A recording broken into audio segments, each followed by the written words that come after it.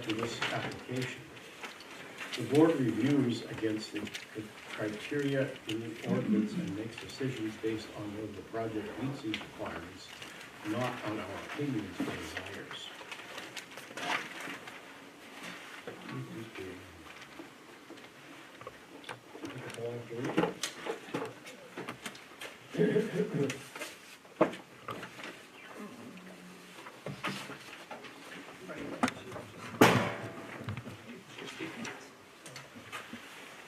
I would caution against letting people speak twice, as we could have public speaking back and forth and replying to each other.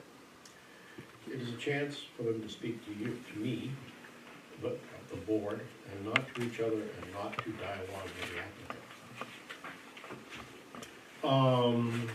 Mr. Chairman, for the minutes, will you identify the board, please? Okay, the board is Ted Baker, and Bruce Pierce, and myself. I'm John Goche, otherwise known as Gooch. This is Peter, Peter, whose last name Roberts. is Roberts, whose name escapes me right now. This is Becky. She's our Peter's the applicant. He's not on the board. yes. Peter's the applicant, not on the board. And this is Becky. She's our recording secretary. Is that true? Not on the board. Not on the board, Yeah. no. Yeah. And that's our CEO, Joelle, and Also she's not not on the board either. Is that everybody? We have one board member absent. Randy Akers is absent. Yes, our one board member, Randy Aker. Akers, is absent. And we'll see if he comes in or not. How would we like to start this? Generally, the applicant gives a description of the project. So Peter, give a description of what's going on. Okay, if you're not familiar with the Merrill Hill area of the resort, it's a residential development that Sunday River purchased and developed with chairlift and ski trails. We're adding another chairlift on the north aspect of Merrill Hill and 3 new trails that serve the residential development above and come down to the base of the lift. So skiers would ride that lift back to the top and then ski down the south aspect of Merrill Hill to get back to the resort. There are 3 ski trails, 2 ski bridges where the trails come over Morganite Way, which is one of the subdivision roads that exists now from the previous development. And then the chairlift is a fixed grip triple chair. Is that good? Also have full-size plans to display as well. The planning board has been reviewing this for the last couple of months with changes several times. And we've deemed it to be complete, and we've also deemed it in need of on-site review and a public hearing. And this is the public hearing. Who'd like to go first? Don't all raise your hands at once. Somebody's gotta go first. You go ahead. I'll try to be quick. And your name, sir? My name's Tom Ketchum. And your address? My wife Karen and I have a home at 78 Gooseye. What is it? 78 Gooseye Drive, 78 Goose Road? yep, within the Mahoosic Glen subdivision. Tom, are you a resident or are you from away? I was born and raised in Maine and graduated down the road, but I'm from away. Right, you're not a resident. I'm a taxpayer in Newry, I'm not a resident of Newry, yes sir. Two very different things. Thank you. No problem. I currently serve as the president of the Mahoosic Glen Homeowners Association, or MGHA, and my board has authorized me giving you this statement this evening. The association is in favor of the Merrill Hill project. We have no intent to delay it. We do have intent to communicate our concerns to the planning board for their consideration. We do have intent to work expeditiously to settle any of our remaining questions. We have an open and active relationship with Sunday River Executive Management as well as the senior engineer. This has allowed us to discuss not only the concerns with the Merrill Hill project, but the other areas we naturally interact as neighbors. Sunday River is also an owner in our association. We met last week when the main focus was the Merrill Hill project. Association presented two areas for discussion: construction phase disturbance and stormwater drainage. In construction phase disturbance, we covered were there plans for construction access from Monkey Brook Road. If so, where would that be? How would it be decommissioned or secured after the project? How would parking for worker vehicles be handled? Might there be any times where Monkey Brook would be temporarily blocked? And were there any plans to leverage MGHA roads for traffic reroutes, parking, staging equipment, or using the egress at Wilderness or Trillium for positioning equipment or deliveries? We received and accepted assurances that association roads would not be leveraged, and if Monkey Brook were to be blocked for any length of time, that a 24-hour notice would be given. We discussed that final determination of site access would be delivered as part of the planning board permit. And we went out this evening and we looked at the area, and I understand there are still some decisions to be made. On stormwater drainage, we focused on the existing culverts under Monkey Brook Road. We have 5, 6, 7 culverts in total, and we're interested in the flows there. We would like to know which of any of these would see any increased water flow. What impact, if any, would snowmaking operations have on the water flow? And were there any additives in the snowmaking that might impact the groundwater? We received and accepted assurances there are no additives in the snowmaking process that would cause concern. We discussed that made snow may melt at a slower rate and prolong the spring runoff. It was agreed we would work with the Sunday River engineer to understand our stormwater questions. The MGH board members have additionally reviewed the runoff analysis presented in the DEP permit application. Not being civil engineers, we have decided that we need to engage a certified professional to do the following: review the stormwater system plan for Merrill Hill, analyze the MGHA stormwater system in place, determine level of impact, if any, to the MGHA stormwater system, and then present conclusions for review with the Sunday River engineer. MGHA is working to engage a civil engineering firm to perform this work, and as of today, we have not secured one. Given the information that I've just mentioned, we would have the following asks of the planning board. Consider allowing MGHA some near-term amount of time to complete or fail to complete professional stormwater analysis work, and request some level of specificity be provided on the made snow runoff. Respectfully submitted, MGHA. Oh, good, thank you.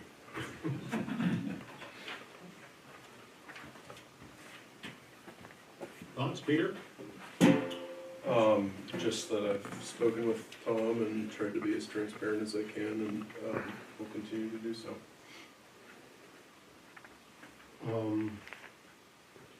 Let's see. We have McGorl and Palmer. Oral and Palmer. Right. Would it be appropriate if the Mahoosic Glen Homeowners Association also employed them? I think we ought to get through the rest of the meeting, and then that may work itself out through the application and review of the different standards in the UDRO. Okay? You were next, I believe. Andy Baker, I live at 15 Casita Lane. I do live here. Not from a wet fire as originally, but anyway. Anyhow, I have two concerns. One is Section H, Stormwater Management, page 61, Section 13, number 5. The storm drainage system will not adversely affect neighboring properties, downstream water quality, or cause soil erosion whenever possible. On-site absorption of the runoff water shall be utilized to minimize discharges from the site. I would like the town to please continue to monitor this. So much vegetation has been removed, it stands to reason that more water, organic and inorganic debris will be washed off the mountain into the Sunday River, which could cause adverse conditions for neighbors and downstream residents. That's good. And number 2, the section X, vehicular and pedestrian traffic. Number 2, safeguard against hazards to traffic, pedestrians on existing roads and within the development. People will walk whether you want them to or not. I've noticed when I'm working up at Sunday River in the evenings that there's no lighting along the roadways, so that people that are in black, the lift attendants that are walking back to their rooms, or people that want to walk from South Ridge down to Lot 5, it's really not lit well enough, so that I'm worried that people could get hurt there. And I'm also concerned about people up on Monkey Brook thinking that they can walk over, and obviously there's no lighting there. Number 8, minimize traffic congestion on any road. Adding 200 parking spaces really won't help the congestion. What I see is that everybody wants to be at South Ridge to park as close to the base as the building as possible, or at least go and dump their stuff off and then head back. My main concern is all the congestion that's coming into, off of 26 onto Sunday River, to the point where we really can't get out of the road, our road if we wanted to. Provide safe and convenient circulation on public roads, and within the development, which is number C of X. How will this be accomplished? Discourage through traffic through residential subdivisions. Should street lighting be required by the board, it shall be installed by the developer as approved by the board. The cost of installation shall be responsible if the developer and comply with municipal specifications. Sunday River needs to plan for the worst scenario. They also say that they want to be very good neighbors. As far as I'm concerned, actions speak louder than words.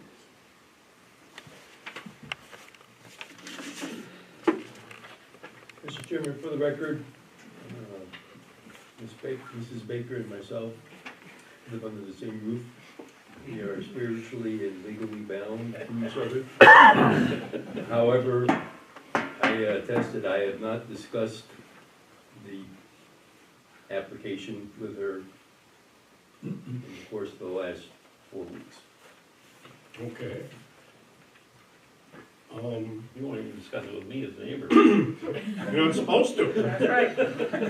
You're not supposed to. We can't even like have coffee together.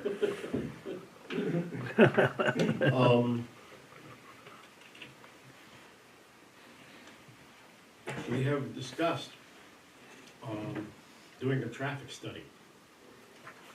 And I believe it was part of the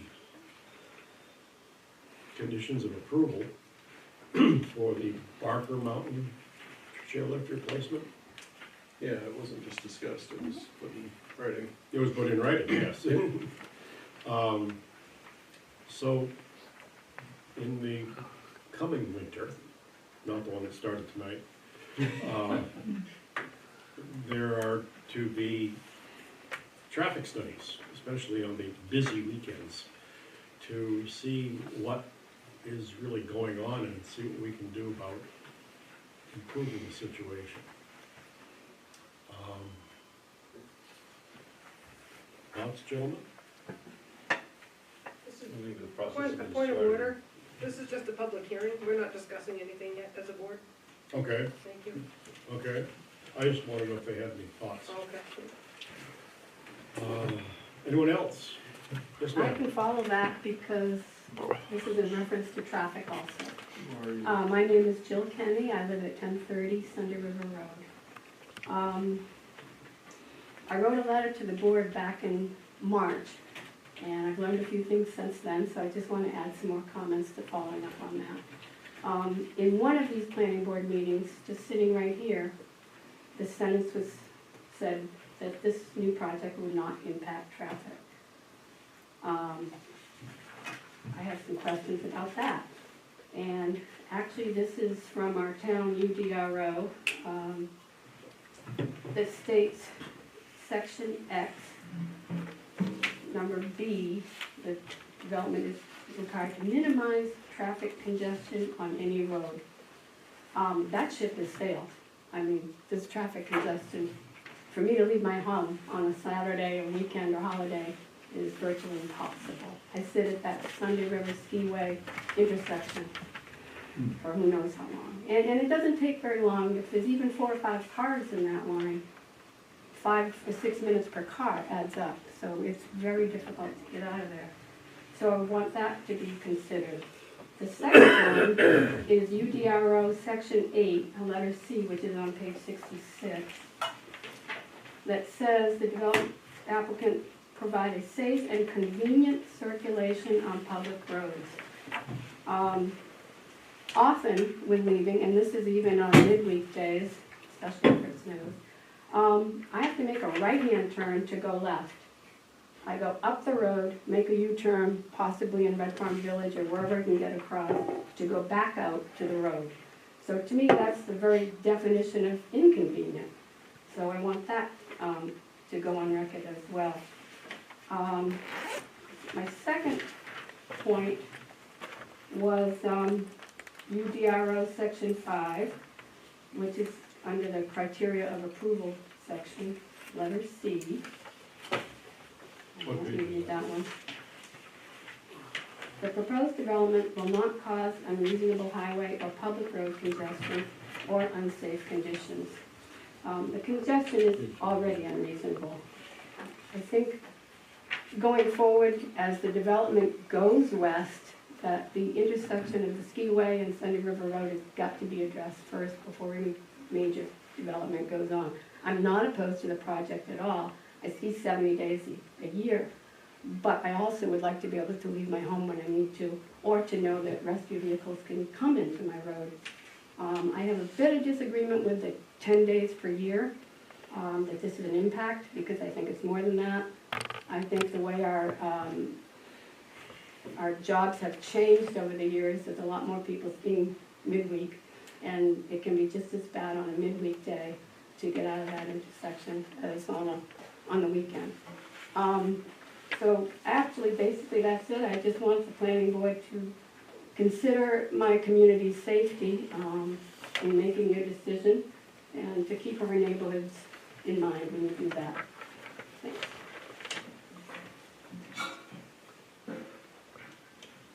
Anyone else? So my name is Patrick Hunt. I represent Main Mountain Homes, who owns Lot 50 on Monkey Brook Road. I'm a resident of Bethel on Grover Hill Road. So this spring, Sunday River installed a new culvert under Monkey Brook Road, which flows into a buffer zone and flows through my property. There's more development above this pending approval, which the public hearing is being held on tonight, which will undoubtedly cause an additional increase of water flow into my lot and others in Mahoosic Glen. So firstly, the buffer zone was disturbed, and what I describe as a plunge pool was created, and per DEP regulation, this buffer area is to be undisturbed. This, along with increases of flow from Merrill Hill, changed the historic flow of water and allowed the water to channelize, eroding out the right side of the buffer and flowing through my property, which I have a picture of here that I'll leave with you guys. The DEP language on this reads, distribution of runoff over the buffer. To be treated, runoff must enter the buffer as a sheet flow and cannot be allowed to channelize. Buffers will not treat shallow, concentrated, or build up to prevent erosion, and this is creating a lot of erosion and sediment buildup. I'm now dealing with erosion and setup and buildup on my lot, and as you can see, this is new erosion. As you can see, the roots that are left from the eroded areas. Per the main building and energy code, nothing was done to notify me that my property would become flooded by their development. The flow now exceeds the easement and deed restriction standards set forth in the original plan for said buffer on my property. The main uniform building and energy code is very clear on what is to be done with an easement for this, and it states that when an easement is required, the applicant must secure the easements from the affected property owners when the project results in any of the following on off-site property not owned by the applicant. 1, the flow type changes, for example, converting from sheet flow to channelized flow. The flow channel changes, or the flow causes increasing flooding, which I'm experiencing all of. And for erosive flows, the flow through the easement or flooding within the easement may not cause erosion of the soil or sedimentation. Right now, from what I've looked at, I'm missing about 15 to 20 yards of material from my property. I also believe that this project does not meet the redistribution of stormwater standards in MUBIC, as it discharges concentrated stormwater runoff through an open channel or pipe to any point that is not an open channel, an inlet to a storm drain system, or a natural man-made impoundment. And it does not convert water to a sheet flow to prevent erosion of the downstream receiving area. I've had Peter out on my site twice. I've been emailing Sunday River on this matter with no resolution or response beyond acknowledgement of receipt of my emails. To this date, I have no response with a solution to this problem. I've been trying to be reasonable. So just to be brief, I'm currently dealing with an increase in historic flow throughout the buffer zone and beyond, extensive flooding during rain events and following them on the majority of my lot, extension erosion, as I mentioned, on my lot inside and outside the buffer zone, channelized flow through my lot inside and outside the buffer zone, sediment buildup on my lot inside and outside of the buffer zone, an inability to form a development plan for my property due to the uncertainty of what issues I will have in the future, especially if this Merrill Hill expansion is permitted as is, and I'm not opposed to that, just to put that on the record.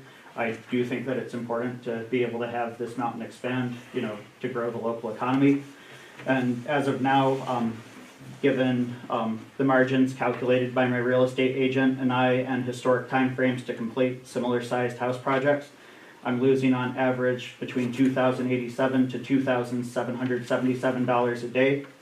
So I'm asking the board to firstly require an independent third-party engineering firm to reevaluate all permits submitted by Sunday River to the DEP in the town of Newry. Secondly, require the DEP permits be resubmitted to reflect the lack of data on snowmaking runoff and the effect that it will have below Monkey Brook Road. As Peter had stated to me, that wasn't considered when they submitted those applications.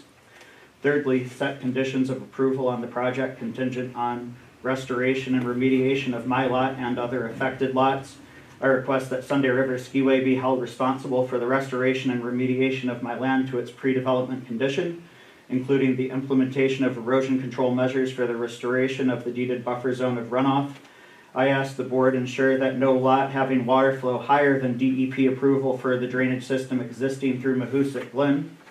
And I'm looking for injunction relief, and I'm asking that the board issue an injunction restricting Sunday River Skiway from further violating the DEP flooding standard and undertaking any development activities that cause harm to my property. And I'm just trying to find a solution now so I don't have to resort to other measures. Thank you.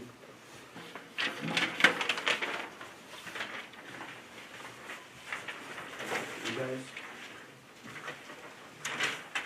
Thank you. Thank you. Did we have the thing that you just read? They're all of it. You want all of I them? mean, copies. No, I have it on tape, but, yeah, what he said is taped, so I'm happy to email it to you guys as well. I don't need You don't need it? it. I guess we don't need it. Okay, Thank you. thank you. There's somebody else over there. No? I think it's me. Anybody go ahead? My name is David Powell. I live at 2 Wilderness Drive. And my wife and one of my sons lives in our house. We are year-round residents, and we've been year-round residents for 15 years. We are skiers and we are golfers and hikers and enjoy the area very much.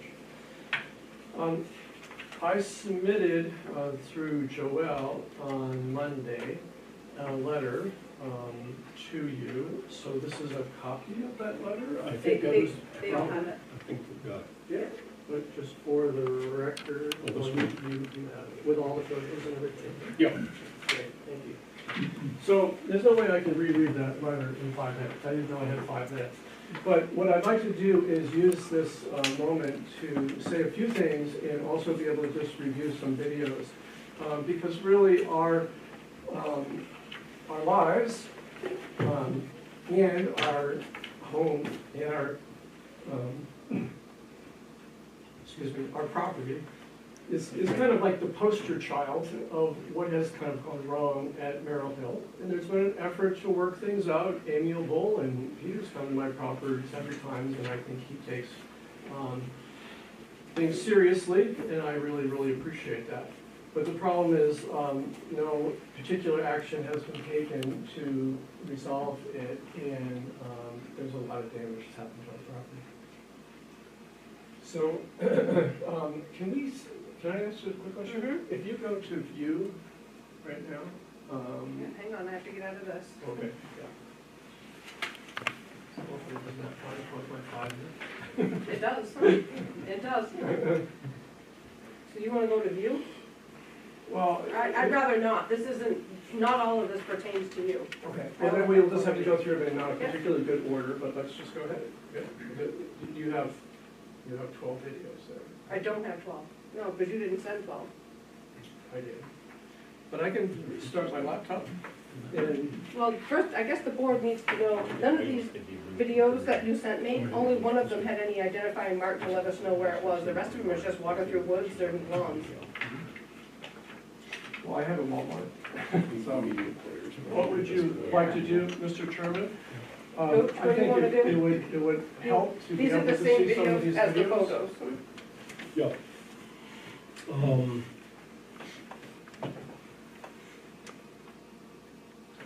This would be a good video to watch. Well, what is it? Right. Sure. So my house is situated right here, and this was the view at 5:30 in the morning, with an entirely new set of streams that had developed on the right-hand side of my house as a result of water passing down Morganite, under a new culvert, which used to be 18 and is now 24 inches, into a pool that you could see, and then under Monkey Brook Road,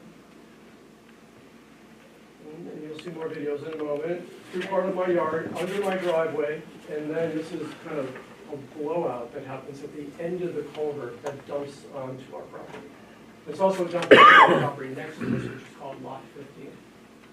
And here's a view of the actual amount of water, but there's better ones that show that it actually begins to overrun and overflow with a massive amount of water. But just click through it and see what you got. I only have the 4, because that's all I found. That's okay. Well, I have more here. But this is a very revealing photo right here. This is Morganite, and this is the massive amount of water which is new. Now, there's always been a little bit of water coming down the right-hand side. But you can see that if you compare the amount of the water coming down next to Monkey Brook versus Morganite, all of this water ends up passing through our yard. As a result, it has done major excavation to our yard. We've also lost many, many yards of soil, which is down the way. This is another river, by the way, which is in front of our house, between our house and the driving range, and to just show you the volume of water that is passing through. We don't have any problem with this, because it functions extremely well. It has for the last 15 years. And it's gotten much higher than this at times. But we have major concerns about what has happened to our property. 20 seconds left. I have 3 seconds left? 20. Well, I think it's a bit unfair because I don't think that I've had adequate time to explain things. But I have presented a letter to you, and you have all the photos, and you can see the damage. And I'm asking Sunday River to voluntarily stop the flow of water through our yard. And I think that the board needs to seriously consider what has already gone wrong in the first stage of development and how much worse it's going to get as a result of adding 3 ski trails, additional excavation, bridges, etc. We are kind of the poster child of what's happened, but it can also happen to many other homeowners within our development. One last point. is- You're over by 20 seconds. Okay, It's not up well, to then me, it's up to I'll- the chairman. It's up to you, John. It's okay with me. Okay. Well, I mean, we also have just some core concerns about, toxicity of water passing right through our yard, right next to our well. Whatever is coming down that hill, construction, materials, excavation. excavated, be it arsenic or whatever it is. I'm a chemist. I've worked in water treatment as a chairman of the board.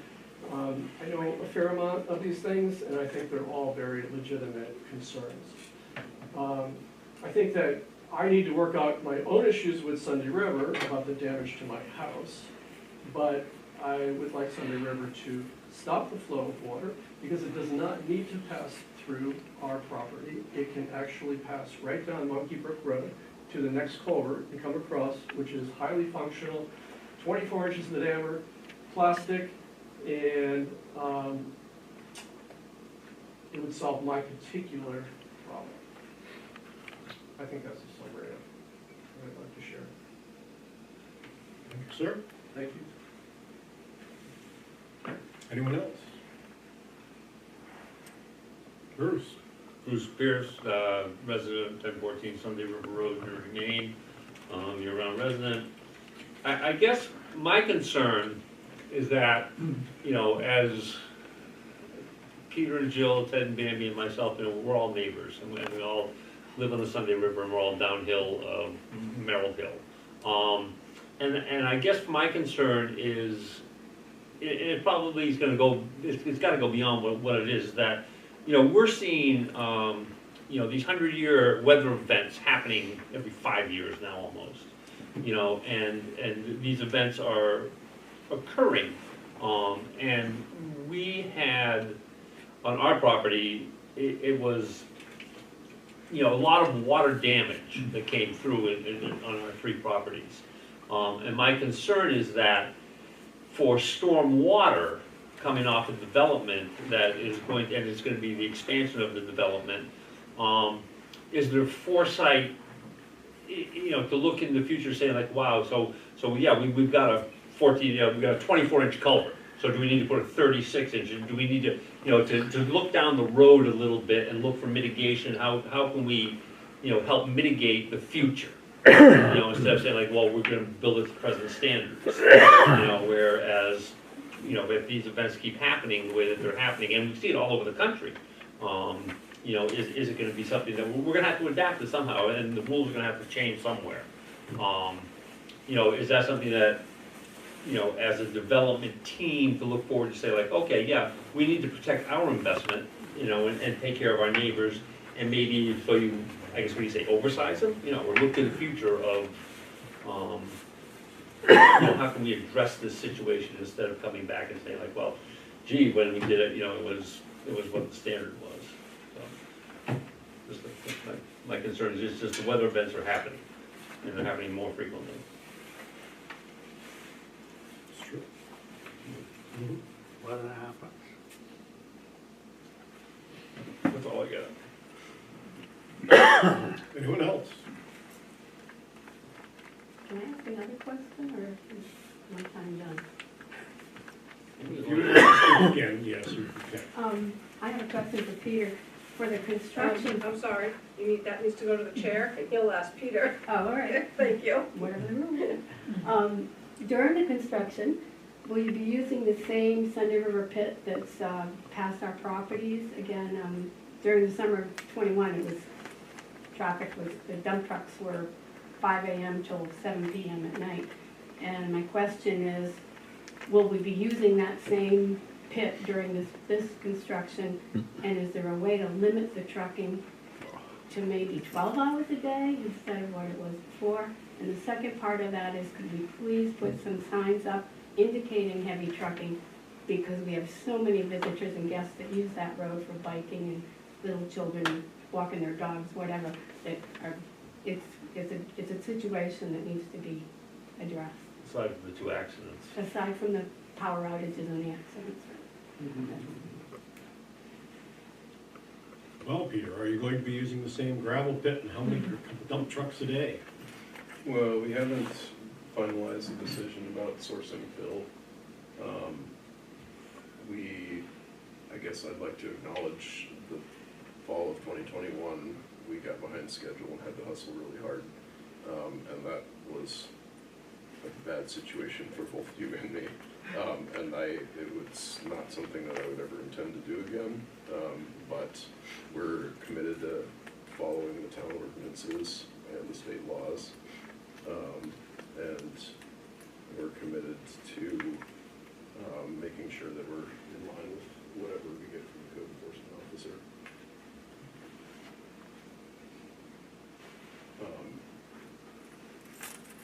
Even signage, I guess, that would be a decision by the road commissioner, is that true?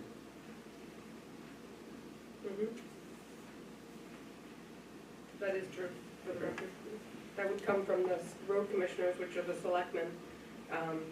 Out at the pit, they do put up, you know, trucks entering, trucks exiting, but that's about the only signage. I think we had a sign that went up at the intersection of Monkey Brook Road saying trucks. But that was 5 months after Well, the project but it was very started. So quickly after maybe the town you was could- asked. Uh, So that's all I can say. Yeah, Yeah. Depends who you asked, I think. this office. I understand it was this office, but who in this office is the question? Because we did have an administrator that. Unless you live there, you don't realize the impact that road has on bikers and runners and skate skiers training, and it is. It's a public road, though. They're also responsible for their public safety. I mean, I can't help that there's trucks and buses and me and But a all bunch enough of is everybody else. notification, not that you Yeah. change anything, Okay. just to give those people a heads up. Point of order. Sorry. Our discussions are supposed to be routed to the chairman. Thank you, Ted. Yeah, I think, Mr. Chairman, one of the things that the abutters are looking for is notification of heavy trucking. I don't know if that's addressed in ordinances, but I feel pretty comfortable saying if we were to get into a corner like that again, that I'd be willing to contact the abutters and let them know what's going on. Would it be possible to limit trucking from 7 AM to 5 PM instead of 5 AM to 7 PM? Well, we're gonna abide by the town ordinances. Yeah, it's 7 to 7 in our ordinance, Booch. Well, what? It's 7 to 7 in our ordinance. Okay. So all of it. Well, I think, Mr. Chairman, one thing that got disputed pretty heavily in 2021 was the difference between traffic and construction noise. And so we're definitely committed to following the construction noise guidelines in the ordinance. The traffic is a little bit of a different story, but any state laws, any town ordinances, we're absolutely committed to following them. Anyone else? Everyone's quiet. Had enough? Yes, sir. Peter Kenny, 1030 Sunday River Road. My question would be, who is the go-to person at Sunday River as a clearinghouse for any situations that might arise, such as traffic or what have you? Just a person, and that's the question. Who's the go-to person? Dana, can you answer that question?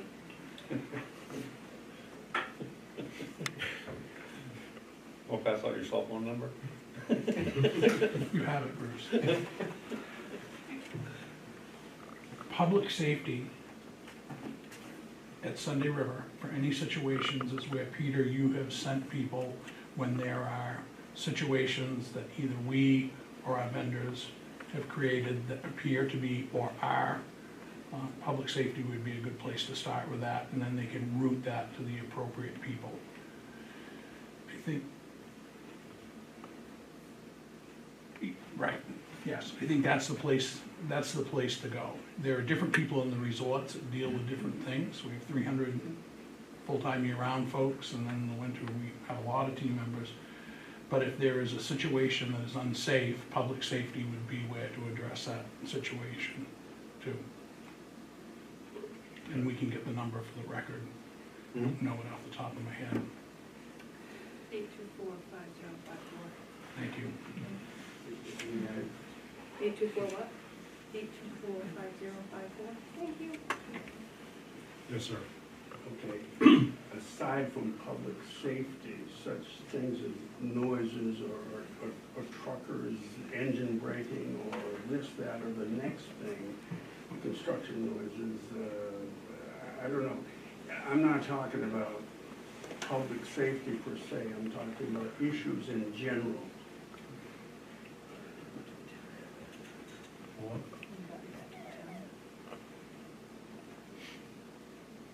You want to answer that, Peter?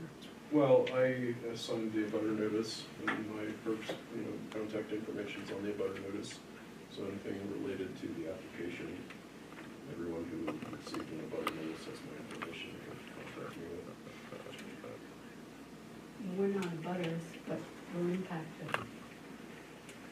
Okay, I don't know if my information is on the notification from the public hearing, but with questions related to this project, and I guess my question is there a project manager who manages these things? yeah, I think for the sake of questions that relate to town ordinances, going through Joel makes sense as the first step. And then if there's general questions that are not related to town ordinances, then I would be the person who can dispatch you to whoever needs to be contacted. Okay. Yeah, thank you. Anyone else? Everyone's quiet. I will declare this public hearing over. Adjourned. Adjourned. There we go. That was a better word. If we would like, we are now going to start a planning board meeting. Hold on, let's change that to. Yeah, we're gonna change hats, go to the bathroom and such things. It's water. Does anybody need water? Bruce? I- Water? I'm all set right now, thanks, Okay. Lois.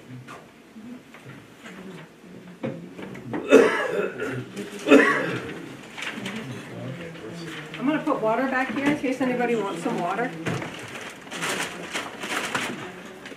Thank you. You're welcome. Yeah, so the second. Mm-hmm. You good? No, yeah. Okay.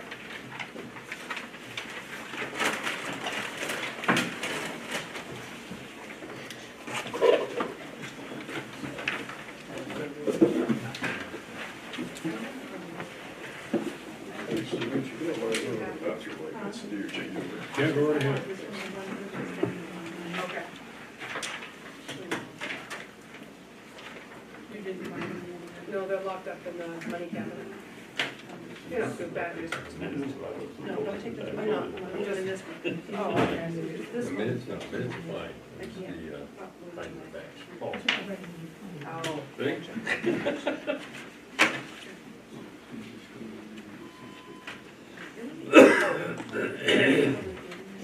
Are we in session or are we in break right now? We're in break. Yeah, I don't think I'll remember that. I don't know why we don't have an AC charger. Plug it into the wall, but. Yeah. Exactly. Yeah, I can't do this one. To me. If she wants it to select first, then fix it. Can I take the public hearing stuff away from you guys, just to Sure. clean this up? I was telling you that it's got to go back. You take that. This, this. I'm not even gonna turn this one. It's already got it. Okay, Taking my stuff in? if you want me to, Well, is that, I can search, that's up to you if you want to keep that in your record. no, I'll take it. John's is the permanent record. You done? I hope so. Okay. We'll find out here when I start explaining.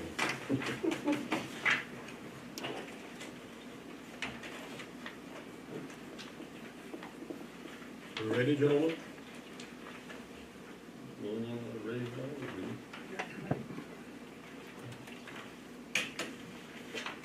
Yeah. Yes, I am here. Okay. 7:17. Okay, it's 7:17. It's Wednesday, the 17th of May, 2023, and this is the Newry Planning Board.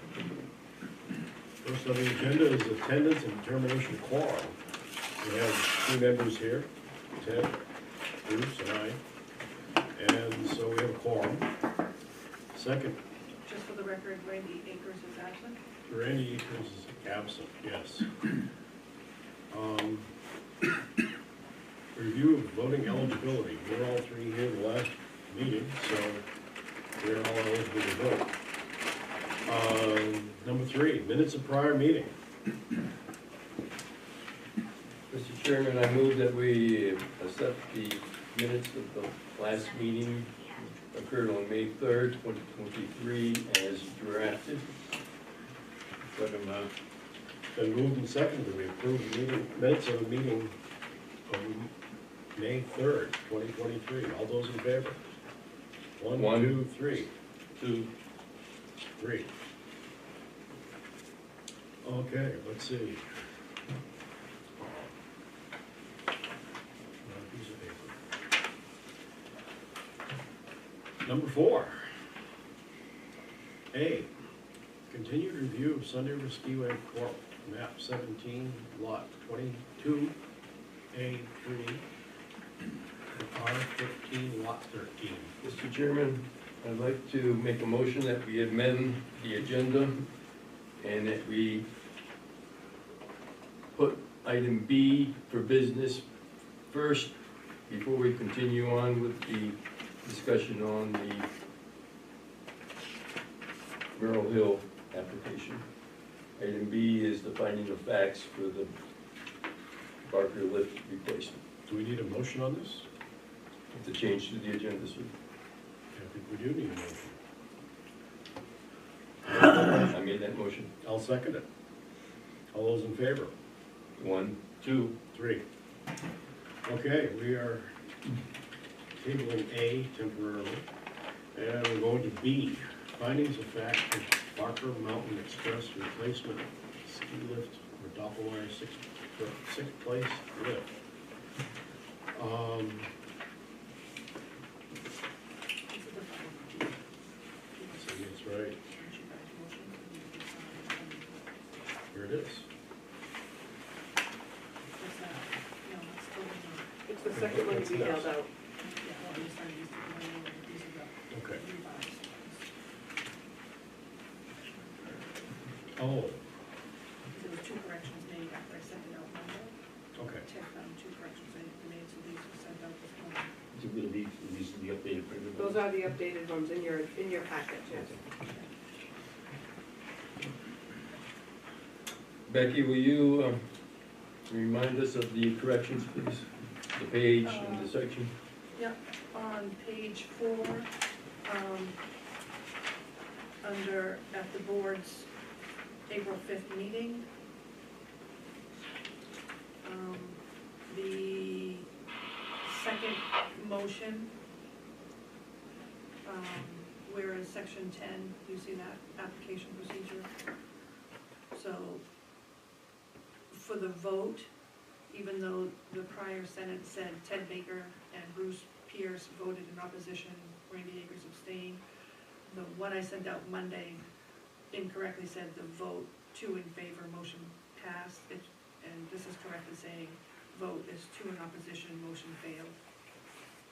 I was And then, wondering about that. and then on page 9,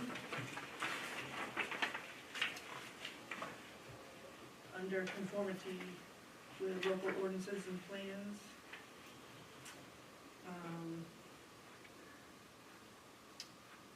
in the finding of fact sentence,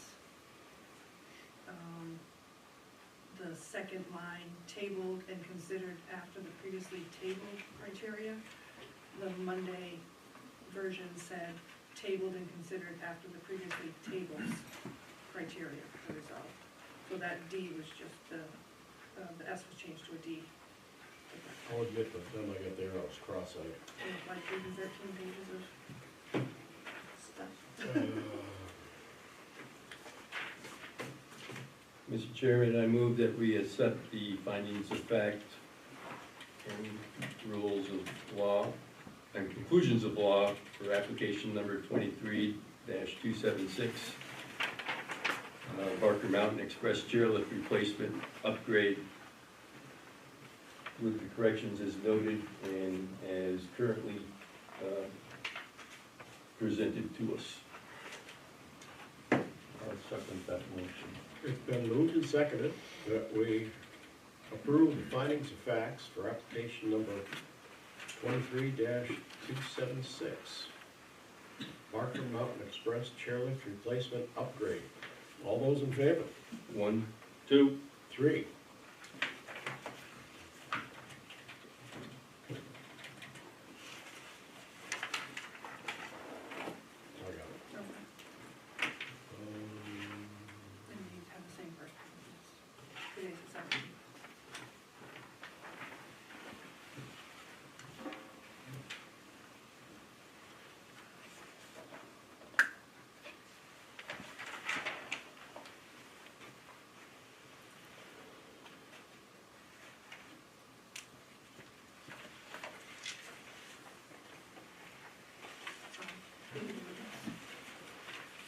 Bruce, you think that Bruce witnessed it? Okay.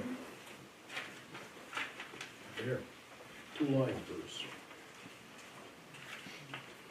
You get your chairman, you'll have to do 1 line.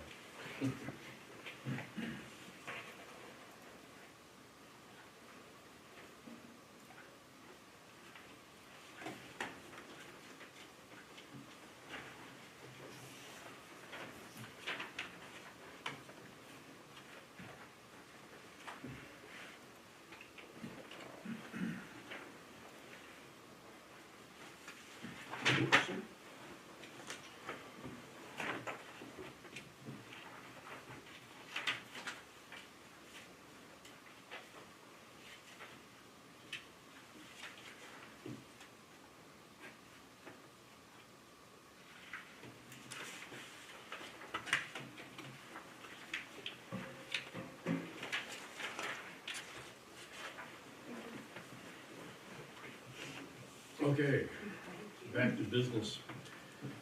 A, continued review of Sunday River Speedway Corp.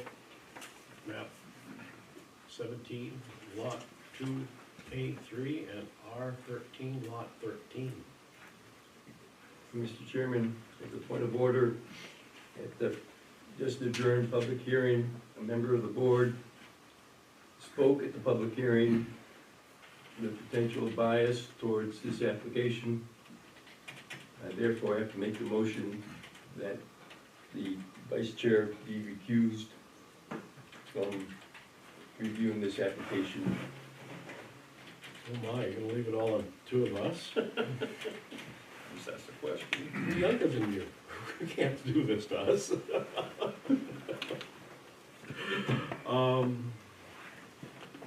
We need a second first from you if you want to proceed or not. Well, if he wishes to be recused, I don't know why we can't let him do it. So it's my turn to speak? No, we need a second on the motion first, please. I'll second the motion. Now we can go into discussion. Before you speak, I'd like to give the opportunity to the applicant to voice their opinion and their desires as to the issue. This has come up one time before. Bruce made comments by email, and I guess the comment that or my responses last time would be the same now. I feel that board of 3 is a better representation of what the town wants and needs, and so I don't have an issue with Bruce staying as a voting member.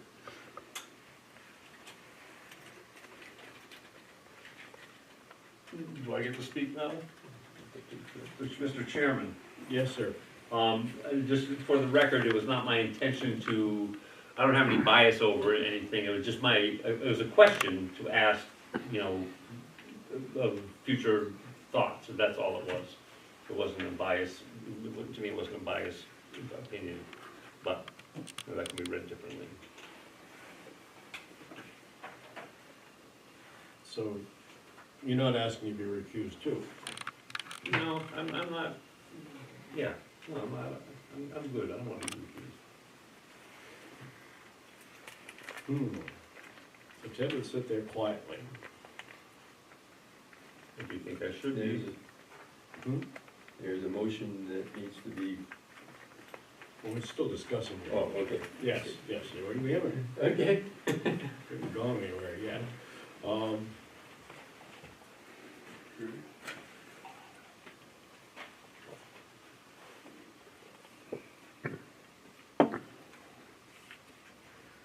So do you feel that you're biased, I guess is the question.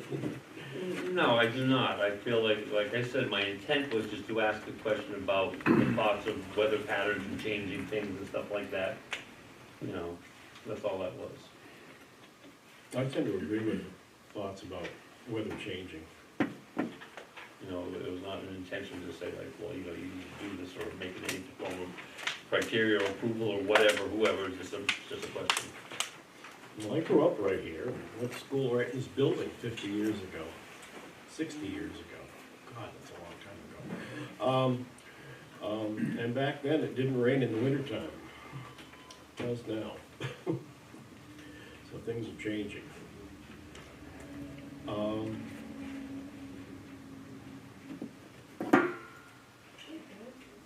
The motion on the floor is whether the vice chair can be or should be recused. Which is the correct? Should be. Should be.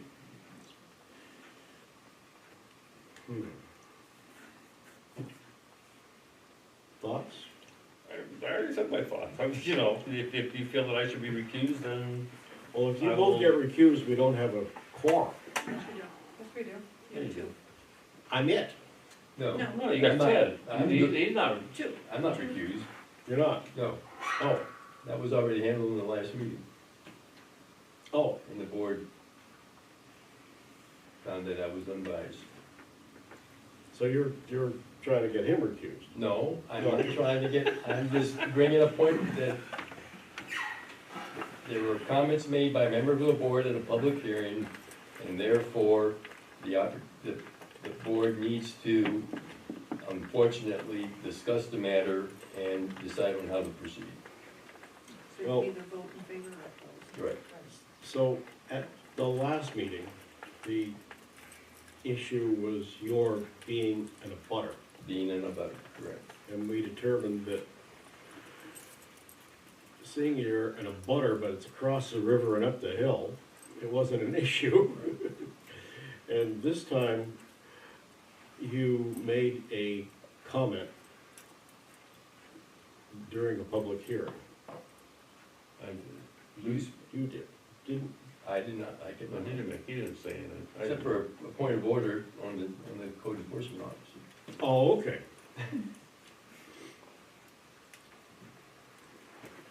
So now you just need to call for a vote.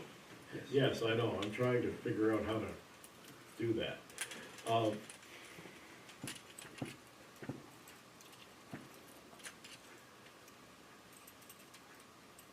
How do you wanna word this, Ted?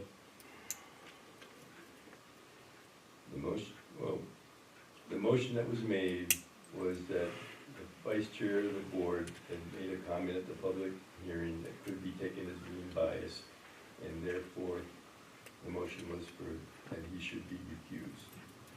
That is the motion for you and I to consider. The applicant has stated that he is not opposed to having the vice chair continue on the board for the application. For the record, I am not opposed to that, and will probably vote in opposition to the motion, Okay, which just leaves you. that leaves me. Okay, so the motion is, do we recuse Bruce? This is true. Okay, and it's been moved, and I seconded it? You did. I did. It's been moved and seconded that Bruce be recused, recused, okay. All those in favor? All those opposed? 1. 2, that is carried. You don't get to So can I go. vote now? Again? I guess so. Okay. Yes, yes you can, obviously. Shut up. Okay, now we're on. That's the agenda. Back to the agenda. Peter, what, did you provided a new map? Yes, I provided a few documents. First of all, I have the certified mail receipts for the notification for the public hearings. I don't know if you want a copy of those or just Do you send want to take them for pictures. the permanent copy? Do you want to see them? No, I don't need to see them, I can just, mark that they Thank were you. submitted. Yes, yes. You want to count? I'll give you a count. I don't know how many percent, so. I don't know how many. So there were a couple things requested. One was a certificate of good standing from the Secretary of State for Sunday River Skiway Corporation. This was sent by email, so I don't know if you guys have copies or not. We've all seen them. Now, I forwarded it, You don't yeah. have that in your final application, correct? Do you want it attached to the final application? It's part of the application, I believe. Okay. Yeah, if you want it attached to the application, we can do that. Or I have it. one of the enclosures of many to your application.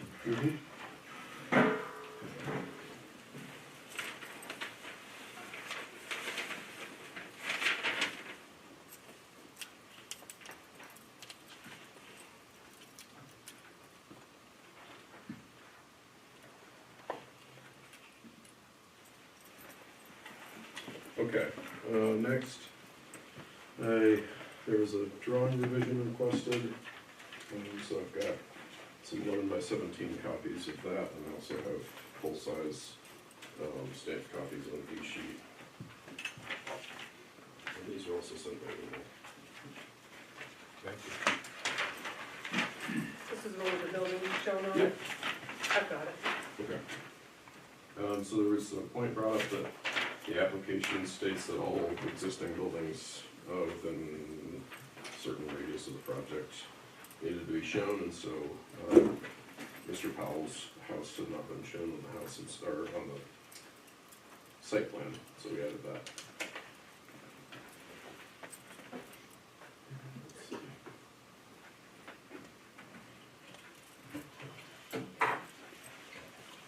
What?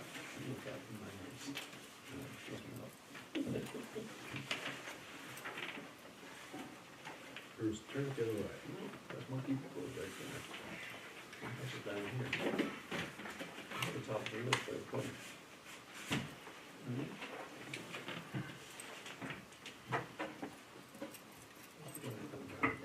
Peter, do you have any other revisions to present to the board?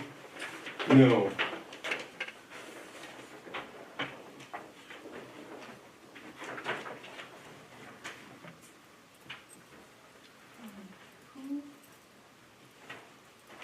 Mr. Chairman, I think we can move on or check off this. You think what? Well, go ahead. Well, I'm just wondering, because I don't think this is something that Peter brought.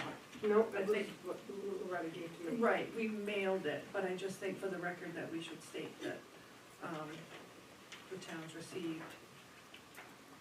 Okay, so the town So, has received, so this is, notification from the town to Sunday River about the amount of the penalty for taking the property out of tree growth. Yep. Tax, and that check was mailed. Did you guys get it? I have no idea. Loretta handed me the letter. Yeah. I don't handle I put money. that check in your office, did you mail it? No, Kelly brought it over. Okay, so that check was hand delivered, paying that penalty.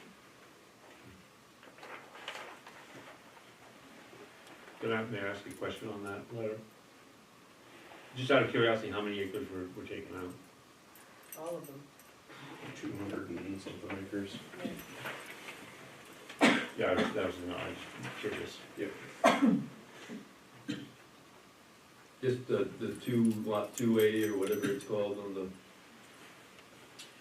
you're not taking the land that you're believe that your fillings are on the other side of the river out or anything like that. Correct, just 2 acres. Just the parcels that the, South of Monkey Brook Road.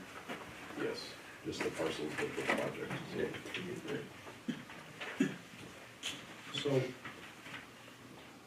where the terminal is, the bottom terminal, and all the way up to Morganite, that was all in tree growth. Yes. And beyond that too. And also, Continuing on up Monkey Brook Road, west of Merle Hill subdivision. Correct? That's all part of that same lot, Some of it, yeah. Not across the street. not across the street, up just that And, whole to the area. east of the terminal, Part of that parcel extends to the east of the terminal. okay. There's another butter that's relatively close there. You wanna see, John? Is this what you're asking? This is the lot. It starts up here in Narrow Hill. Is that what you're asking Okay, about? that's 13A, We're trying to and figure out that's what came out of A it. to Yeah. 2A3. That one. 283, yeah.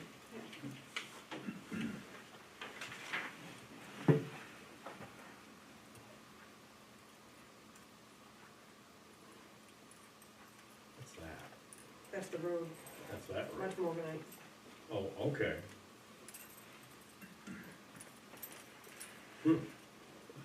So, this is a subdivision road, but it's a subdivision road that actually goes it's through, a right of way to a subdivision right now. okay. Do I have that right, Peter? Yep. Okay. And the right of way was through a parcel of tree growth, Correct. okay. And this is developed? No, that's where the ski lift's going, No, the ski lift's going. Yeah, Kinda- it's kinda right- like right this. there, right like Yeah. that. kinda like that. Okay. This trail. All right along, well, it's not, the red's just, Yeah, it's, ready to go. yeah, Right, this road is this road. Yes. Mhm. So I guess the question is, are there plans to put a subdivision in this? not that we're aware of at this time, there's nothing in front of the board. Okay. Yeah, any future development would be brought before the board. We'll just leave it. It makes sense, right? Yeah.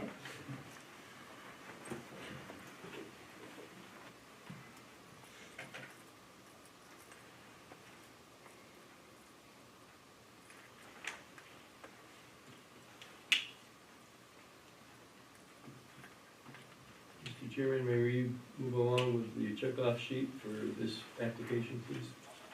So is that the proposed conditions of approval? No, Does- we're at our waivers.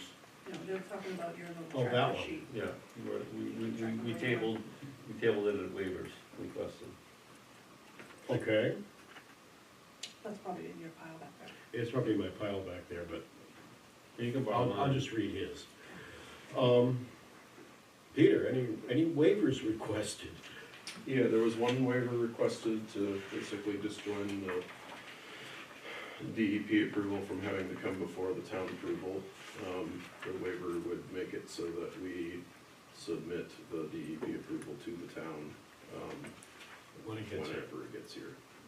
And you haven't seen it yet? I have not seen it yet. And that Okay. construction wouldn't start. Mr. Chairman, that waiver is item number 8081 on the application submitted by the applicant.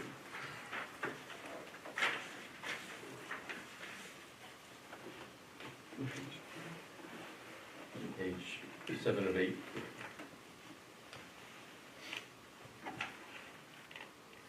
Well, we went round and round on this one.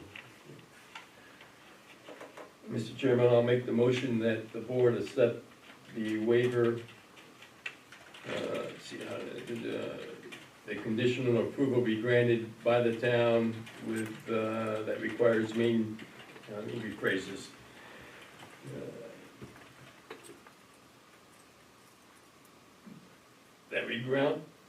I move that we grant the waiver requested in item 81 of the application, such that the applicant does not have to present the board with the unapproved main DEP permit, and that we will have a condition of approval for this board that our approval is conditioned upon main DEP's approval. I'll second that. And as you've noted, we've had this discussion before, and most particular in application 23-276, which was the Barker Mountain lift replacement. And this board member in particular made an adamant statement that I was in disagreement with the waiver, and I maintain my same arguments that I presented then now, that I prefer that the board maintain its right of final review, pending that all permits required by the applicant be obtained first before we grant final approval.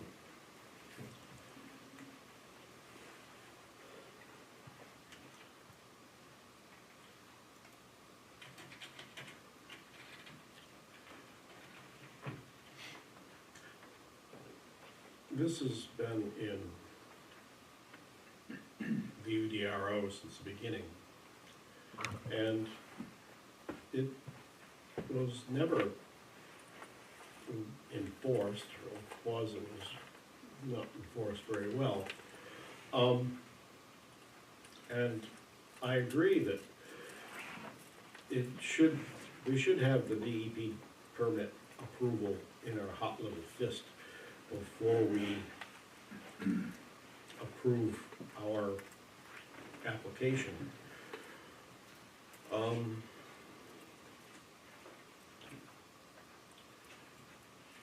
We deemed the application complete, and that started the clock ticking. And it gives us, including having a public hearing, it gives us 60 days, right? With the public hearing, the clock went out the window and a new clock came on the desk, which allowed, we have now 30 days to review the application and give it final approval or disapproval. 30 days from today. From today.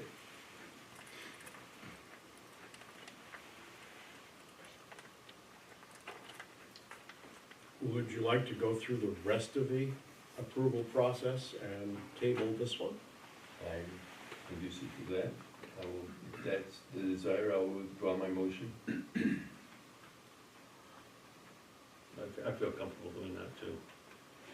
Mr. Chairman, I'll withdraw my motion, and I'll make a motion that we table the review and... Excuse me, Ted, can you withdraw once it's seconded then? Is that one second? It was already seconded, I don't think you can withdraw. Who was second? Oh, okay, you're right. Oh, you did? No. Good point of order. Good point of I'm order. sorry, I didn't hear Who that. seconded? Okay, keep us out of court. Thank you.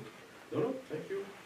I will note though, even though we might vote in favor or not in favor of this, we can always bring it back onto a vote at a later date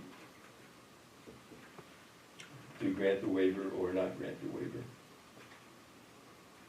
Why don't we vote it down? That's what I would do at the moment. Okay. Then we can always grant it later if we choose to. It has been moved and seconded that we require the DEP permit approval in our hot little fist before we, Correct. No, that was not the motion. that was not the motion. No, the motion was that we grant the waiver requested by the applicant, that as a condition of approval, that the board does not require the DEP permit prior to giving its approval, and that it would be a condition of approval. Now, it's not one of my better motions, I understand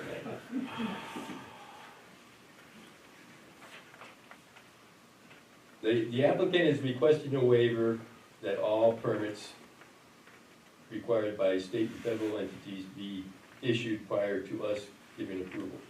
He's requesting a waiver of that and stating that instead, the board make it a condition of approval that the main DEP approval be granted prior to commencing construction.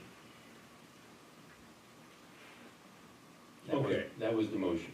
Okay, So a motion in favor, a vote in favor of this motion would grant the waiver. A motion in opposition will deny the waiver at this time.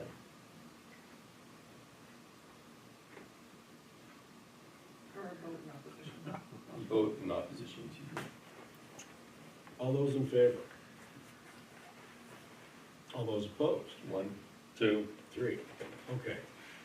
Mr. Chairman, I move that we table the review of waivers, any further waivers until the next meeting. Okay. I'll second that. So, all those in favor? 1. 2. 3. Okay. So we will go through the conditions of approval.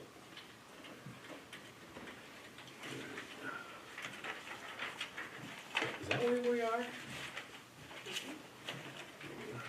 No, we gotta go through the, Yeah. proceed to review of criteria. Are there any conditions of being placed on this, of approval being placed on this application? Okay, That would just, I don't know what that scribble is there, so still pay no attention. okay. So now we're gonna do this. Is this you, Ken? Mr. Chairman, I have 9 motions to make for conditions of approval through application 23-275. As soon as Bruce gets his in his hot little fist.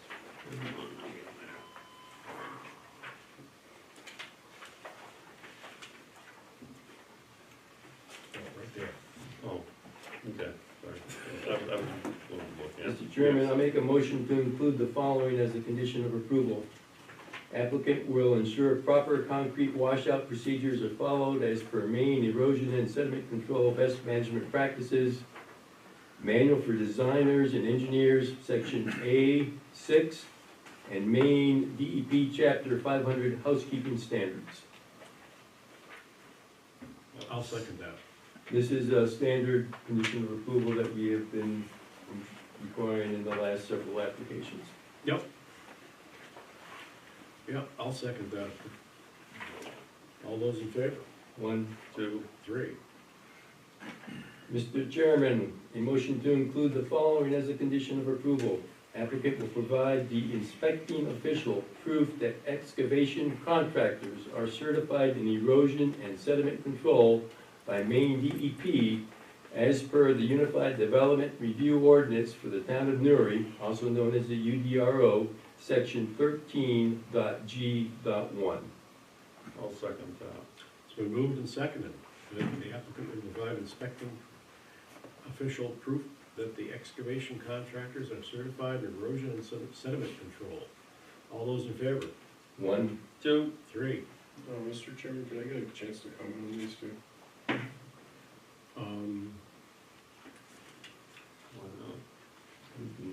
hold off on the vote. You have another copy of this for him? He has it. Yes. Okay. Just a chance to comment before you guys vote is what I was asking for. Number 3? Do you have a comment for that?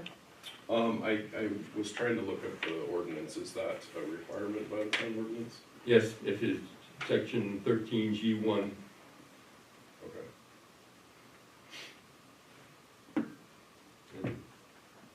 Is it? Is that all? That was my question, yes. Mr. Chairman, a motion to include the following as a condition of approval. Applicant will comply with the UDRO section 13.Z and provide the town of Newry with written results of pre-development and post-development ambient sound taken from protected locations specified by the town's code enforcement officer.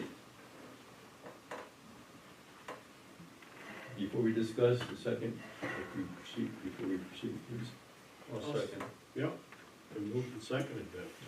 Mr. Chairman, section 13.z is performance standards, and subsection Z is noise standards. It specifically requires the applicant to do a pre-development and post-development sound survey. It's very detailed and and it's specified quite in good detail in the subsection. And this just reinforces that that needs to be done. Finding it, Pete? I'm looking for it, yeah.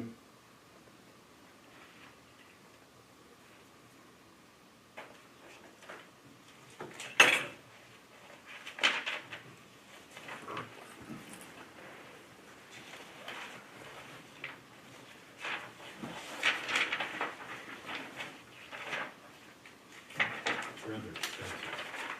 Yeah, I'm flipping through it. It's subsection 4, Peter. Noise. Well, Z is noise. Right. And if you go down, it's a rather,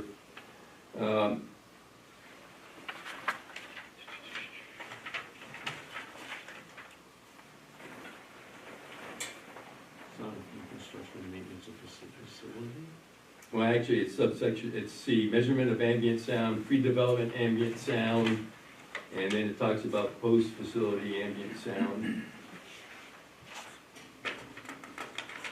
You wanna put those subsections up into this? No, the whole, because it's the entire subsection on sound applies, it's just that where the requirement is specifically stated in there.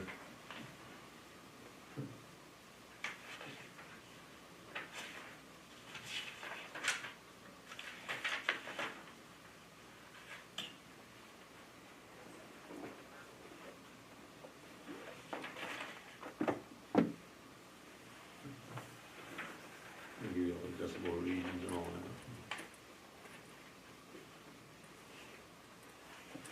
that. In subsection, what is that? 105 is, Yeah, well, page 73, down there it says measurement of ambient sound, pre-development ambient sound. Measurements shall be made at the representative protected location for periods of time sufficient to adequately characterize ambient sound.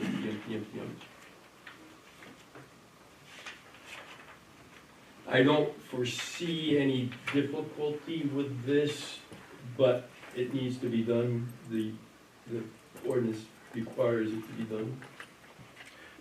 I believe the ordinance, like, my understanding is that it only is required to be done if it's believed to be a nuisance. And we own all the abutting property, several hundred feet, so I guess I'm not really sure why, that includes the other side of the road. yeah, I'm not really sure why this would be necessary. The board had asked for some, I guess, quantitative noise data, so we provided some of that from a similar chairlift. Yeah, it seems though it was under 60.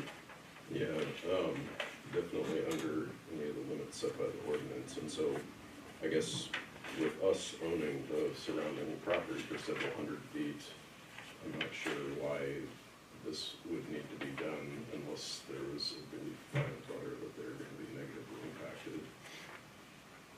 However, on the opposite side, if you were to go to your nearest protected area, which would be the closest to butter, and do your pre-development and post-development sound measurements, and then put it in your back pocket, you'd be covered for any potential future complaints about noise. Yeah, it's just a time and effort and money thing that seems, from my perspective, to be a waste. That there is a difference in interpretation as to whether or not it's required by the UDRO. Mm-hmm.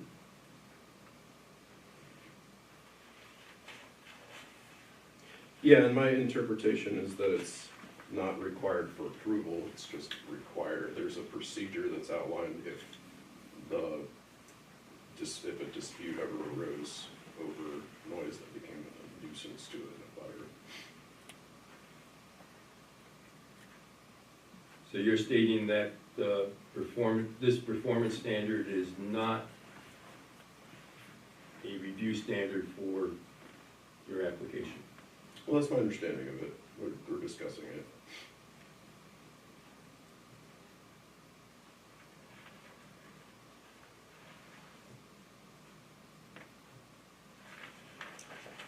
Well,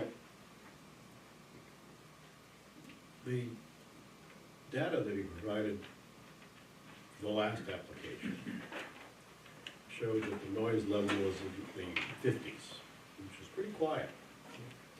Well, probably a helicopter. And if they own 700 feet all the way around this development, the noise of that chairlift is pretty well muffled. I'd be more concerned with snowmaking noise, which is a lot less than it used to be. Which is exempt from It's the, exempt. which is exempt from this ordinance. It is? It is, yes, it is. Wow. Under subsection 3, the following use and activity shall be exempt from the sound pressure level regulations, and one of those, unfortunately, is traffic noises on roads. Another one is noise associated with snowmaking. Yeah, Okay. or noise associated with competitive demonstration or exhibition snow events. So, where are we, gentlemen? We have a motion, it's been seconded. A vote affirmative would be require the condition of approval be made.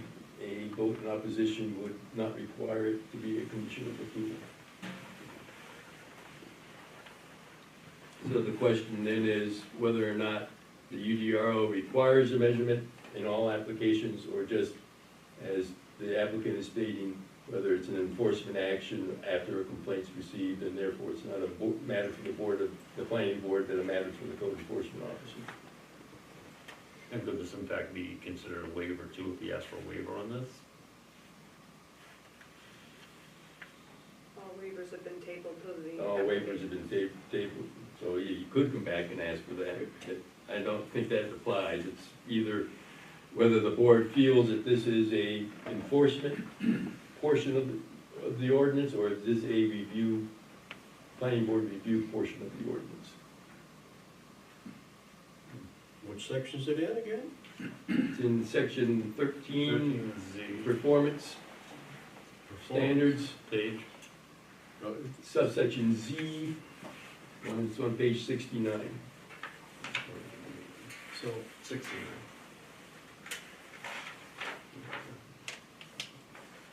And in particular, if you go to page 71, actually, no, what is it? Page 73, down at the bottom, it says pre-development ambient sound. So, Peter, once you have a complaint after the lift is put in, you no longer have pre-ambient sound noise measurements that you can take. sure he does. Turn the lift off. Would that count as Measure. pre-development? We can even enforce that. Possibly. This is true.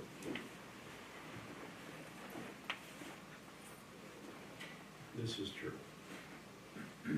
Pre-development, you've got all the trees. Post-development, you don't have all the trees. So there's no way that you can go back and measure what it was like.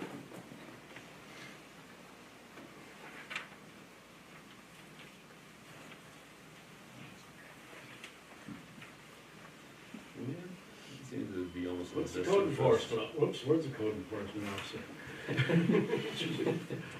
Yes, sir. Can I just ask a question? How about snow grooming machines? I don't know. Is that in the ordinance?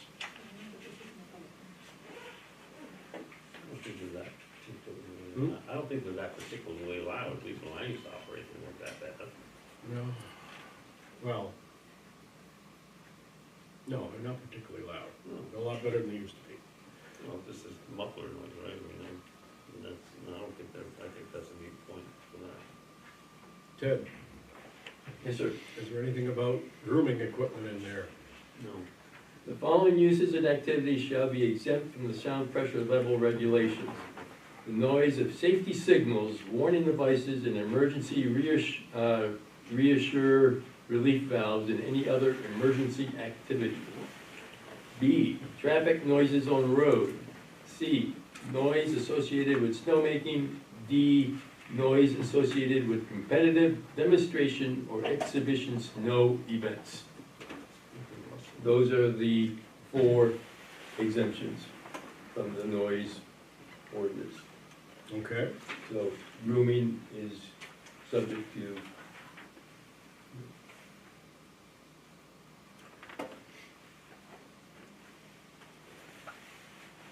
Say grooming is associated?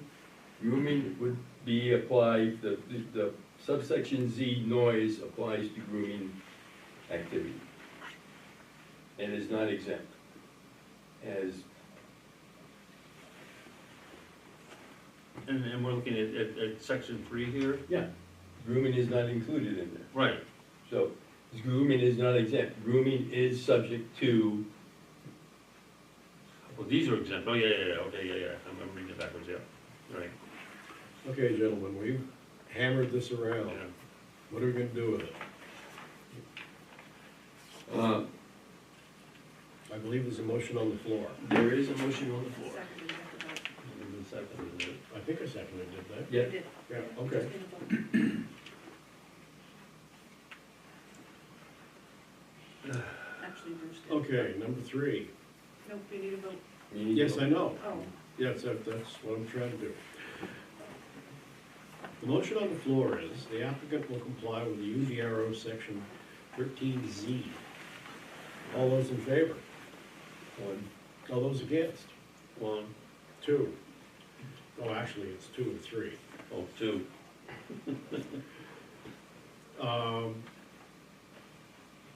The article Failed. failed. That's the correct word. Okay, Mr. Chairman, a motion to include the following as a condition of approval. Weekly inspection reports as well as before and after storm event reports, as required for the erosion control notes, drawing number 5, will be forwarded by the applicant to the town's inspection official. I'll second that motion. I'll say yes. It's been moved and forwarded that weekly inspection Will you reports. give the applicant an opportunity to comment, please? Sure. Peter, thoughts?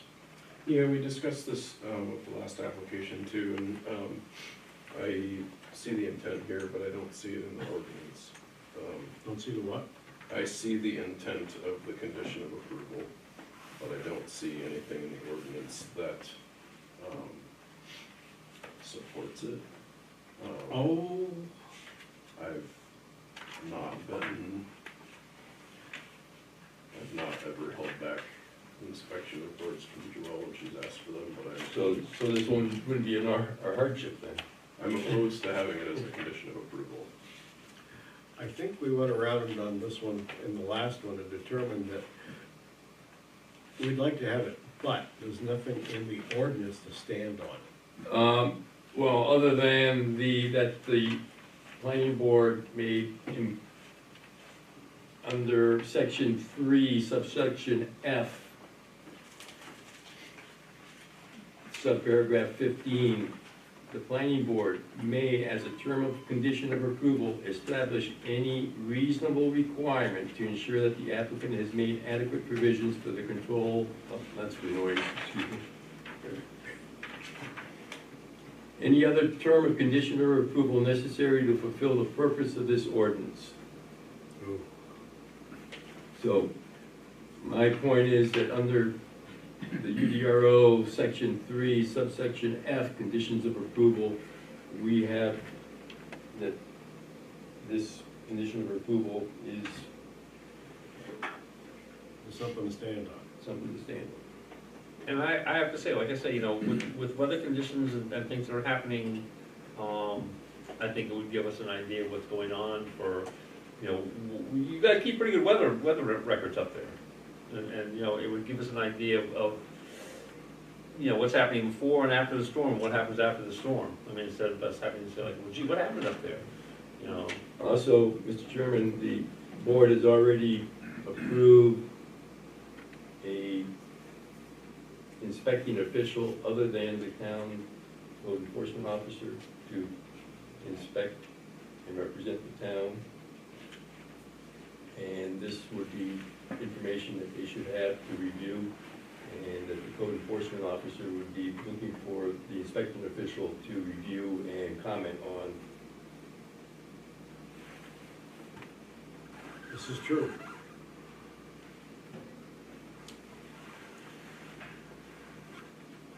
This has been seconded? Yeah. Okay. The motion is weekly inspection reports as well as before and after storm event reports as required per the erosion control notes drawing 5 will be forwarded by the applicant to the town inspection official.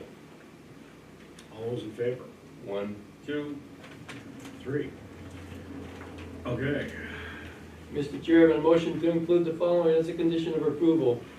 All construction entrances off of Monkey Brook Road are to be reclaimed to pre-development conditions upon project completion.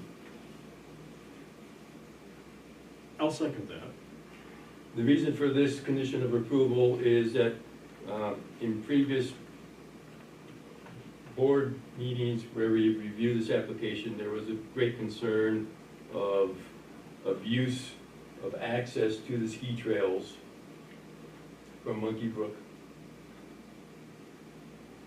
And by reclaiming any entrance that is put in for construction purposes will just help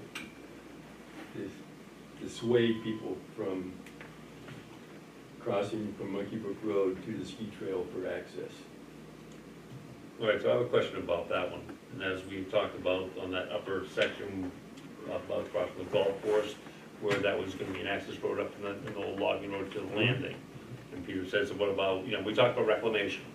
And so he said, if you could just put boulders in front of it, you know, with that, and then would that be a definition of reclamation? Because if he's got the boulders up there and not allowing access into that section, you know, with natural growth would reoccur over a period of time, instead of having to go and plant trees and all that other stuff. So that, with the exception that in order to do a construction entrance, there is a significant amount of gravel, aggregate that has to be brought in order to provide proper footage for vehicles.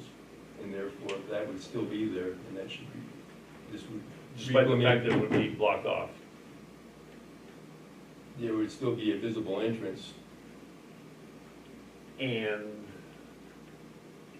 okay, so that means, I guess what Reclaim, my intent for reclaiming is to return it to its pre-development condition. Yeah. The board, we want to change that around, that's fine, but the original intent was to return that both, or any construction entrance to its original condition after the completion of construction. Which would require removal of any aggregate brought in for the, you know, to make a proper construction entrance, et cetera. Peter? Well, the compromise that I'd request from the board would be that we would place a vehicle barrier, keep the construction entrance as it was built in case we needed to get a crane to the lift or something like that in the future, but place a vehicle barrier of some sort, either boulders or a gate across to prevent anyone from driving their vehicle up in there. At the previous meetings, though, you did not indicate that. You indicated that the construction entrances would be abandoned and not used after construction. So you're changing that position? Yes, I'm changing that position. That's my request. So, could the board request that you put a section of guardrail up there? Yeah, but the purpose of the request is so that we could get a crane up to the lift more. Well, I was thinking that the crane could pull the guardrail right out. But I think, you know, I got, maybe play devil's advocate on, but I think if you place like what they do, they put gigantic rocks, where, you know, an excavator can come in if they need to, come in and move them, but it's not like I'm gonna come up there with my truck and push them aside. You know, just so I can get up there and ski, you know, and park my truck there and ski. And that's really what I'm looking for, yeah. The other concern that I have is, which perhaps the compromise would achieve, is that there be no after construction access easily obtained to the project site. I think a big boulder, no more than 1.5 feet apart, all the way across, would probably suffice. And the reality is, we know that Mother Nature will eventually, I don't care what's down there, it's gonna take care of itself and cover it up. If it's gravel, it's still gonna go through it. You know, if it doesn't get reclaimed, or it doesn't get reused for some emergent situation that they need to get a piece of equipment back in there by temporarily moving the blockades. These modern lifts are so big that doing any major work on them requires a crane. Or helicopter. Cranes are cheaper. Cranes are cheaper. It was also stated at the site walk, that the lift passes Yeah. aren't gonna get them access at this lift. Am I stating that correctly, Brian? Yeah, we have the opportunity to do that. I don't know if there's been a final decision made on that yet, but it's, Just like put the electric fence around there so long as they can't get through them. RFID based. There you go, that's what I was looking for the words. Yeah, Mr. Chairman, there's a motion that has been seconded. I think we've been adequately discussed. Okay, let's vote on this. The motion on the table is all construction entrances off Monkey Brook Road are to be reclaimed to pre-development condition upon completion of the front, upon project completion. All those in favor? All those against? 1. 2, 3. Okay, Mr. Chairman, motion to include the following as a condition of approval. All construction entrances off of Monkey Brook Road are to be blocked, adequately blocked from daily access by placement of large immovable objects Second. in the entrance. the motion on the table is all construction entrances off Monkey Brook Road are to be blocked by large immovable objects. Okay, all those in favor? 1. 2. 3. How's that, Peter? yeah, it works for me, thank you. Mr. Chairman, motion for the following condition of approval. Applicant will not build any entrances off of Monkey Brook Road without first obtaining approval from the Newry Planning Board. Second. The motion on the table is the applicant will not build any entrances off the Monkey Brook Road without first obtaining approval from the Newry Planning Board. And the reason for this is to stymie any creative lift maintenance or other personnel who tire of having to go the long way around to get to the lift, to the bottom lift, and cut their own access to the lift terminal. What's the process of getting a driveway permit on that road? That's what I was just going, I think we need to clarify this a bit more. Is it, and I haven't looked at the section in the last year, but I didn't think that there was a driveway permit required by the town for us to put a driveway on the wrong road. Yeah. Well, that's what I was thinking.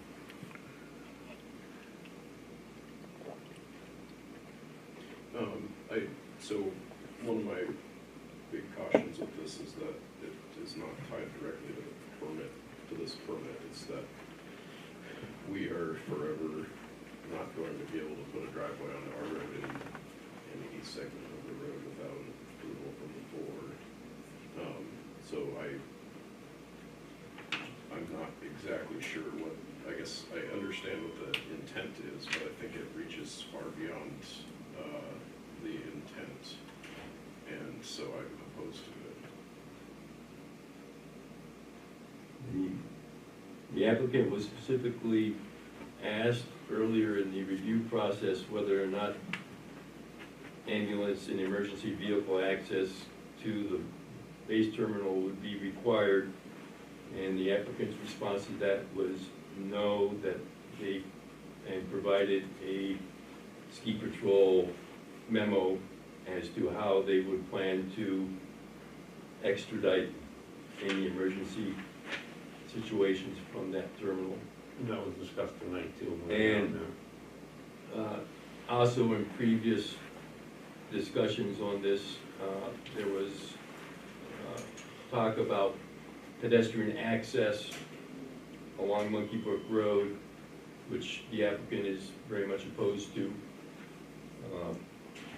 But the case that was made was that skiers and boarders, being who they are, will do what they need to do to get to the slopes as a compromise to not requiring pedestrian access along Monkey Brook Road from the base terminal up to the golf course. I am pushing that we discourage any form of entrance that will facilitate guest access to and from the ski area to Monkey Brook Road. So my question, I guess, is that if perchance that you decide that maybe it would be a good idea to have a driveway or somewhat of a road there for emergency vehicles to access that point at some point, instead of hogging them back up out of the long way, is there some type of, can you have some type of a secure gate that doesn't allow that? And obviously, people that would park there would be towed or something would happen. So you would have access to emergency vehicles or maintenance vehicles per chance that they would need to be accessing that point. Well, that's kind of, so motion number 5, that was part of why I asked for a kind of compromise on that, is so that we can maintain the ability to access the bottom of the lift in an emergency or, maintenance situation. But the issue with this motion number 6 is that we own a lot of other property on that road, and so now if I want to put a driveway entrance onto one of the house lots that's completely not associated with this project at all, then I have to come to the planning board to get a permit for that. So Unless you're going to subdivide the remaining lot, you don't need into 2 lots, such that you don't need subdivision approval, which you'd be coming before the board anyway. Not if I'm putting a driveway onto a previously approved. But there are no previously approved lots that, Well, I think this is a miscommunication, if I may. I think the intent of the motion and the literal. It's just for this lot, right? right, just that lot. Can we just add that into the motion, so it's only for lot 2A3? Yes. I was gonna say pertaining to that one, but to any access point to the lift, that area there. Well, the other, to what Peter is saying, if he has the ability to put in a driveway, a year from now, lift maintenance might come to Peter and say, Peter, hey, we really need to be able to drive up on a daily basis to the base of lift number 20, and therefore we would like a driveway here, and Peter says, okay, we'll put one in for you. Now we have a driveway crossing already approved stormwater drainage systems that might impact that, because now we're putting into a culvert that the driveway would have to be, and that would have to be properly sized. And given the interest of stormwater runoff in that area, it would probably be best to have planning board approval of that anyway. I I personally think that this is a way overextension of anything that the ordinance allows. And in addition to that, I think the way it's written in a literal sense is very much not acceptable by us. Like if Sunday River was to purchase another lot somewhere on the Monkey Brook Road. Well, the application already specifies the lot that it applies to. So this would not be a carte blanche of no more driveways anywhere along Monkey Brook Road. It would only apply to the lots that the applicant has already specified in the application. Yeah. Well, can it be a site-specific or It is site-specific because it's for application 23-275. but can we delineate the area, the road frontage, or say, you know? It's right there, those lots. So we can't just say like where the road, where the entrance is into the ski lift. I mean, you can't just specify something like that and leave everything out, or take that piece out or something, I don't know. Well, that's not It's the like way, taking, you know, acres out of tree growth. well, it's not the way this is Yeah. All right. worded here on this document. So I feel like the wording is not representative of the intent of the condition of approval, and I also am opposed not only to the literal wording, but also to the intent of trying to require us to approach the board for any sort of entrance of any kind onto the Monkey Brook Road from these lots that we're developing for this project. I don't see anything in the ordinance other than a vaguely worded clause about the board being able to add extra conditions of approval that gives the board the right to do this. I'm concerned because at number 29 in the application, it says map R17 lot 2A1. That's not the lot. All right, we can revise that for the final application. Thank you.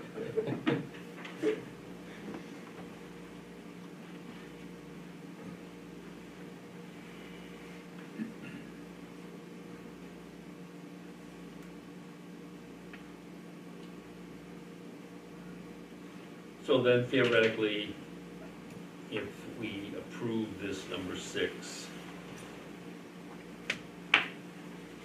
the mountain can come back, Sunday River can come back to us and say like, hey, can we get a curb cut for this section to go up to the lift base for emergent access? They would have to come back to the board for approval. Now, if it's just a driveway, they would have to come back for the proof as an amendment to this application. If it's a future subdivision, which has yet been defined, created, and even, well, it's probably been conceived, but, that would be a whole separate subdivision application anyway. Right. And driveway entrances would be part of that application. So this restriction would only apply to the lot as it stands now, because any further development, unless it's going to be something, a development that does not require Sunday River, town of, planning board approval, it's going to come before the board anyway. So in simple terms, they can come back and apply for a driveway permit. Yes. Yeah. As an addendum to as an amendment to the application. And that would give us the opportunity to make sure that any stormwater runoff that might be changed by this driveway would be properly reviewed and dealt with.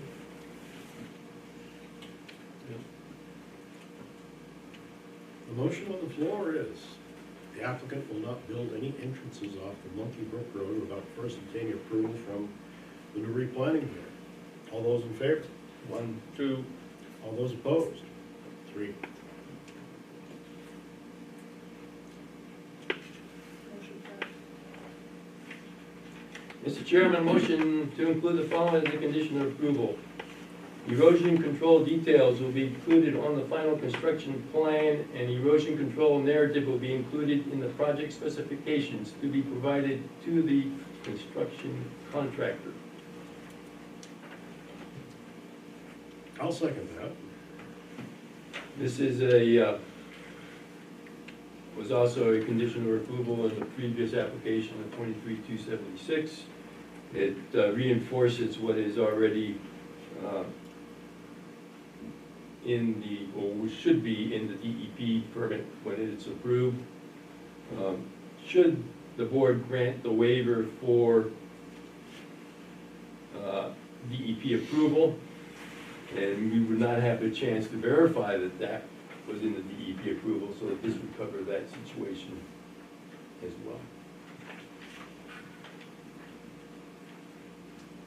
So it reinforces what should be in the DEP approval, but if it isn't, we got it. What you think, Peter?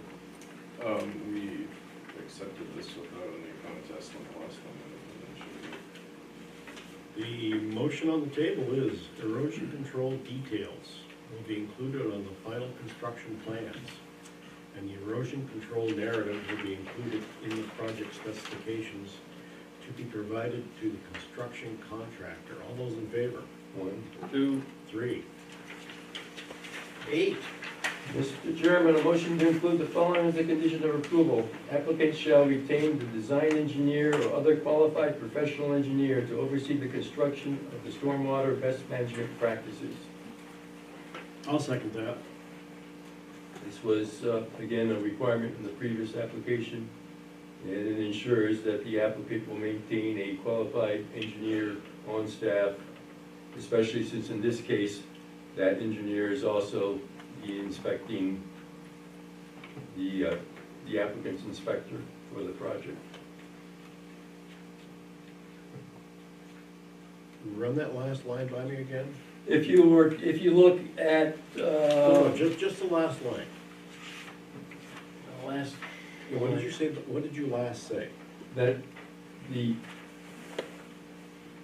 engineer before us Yes.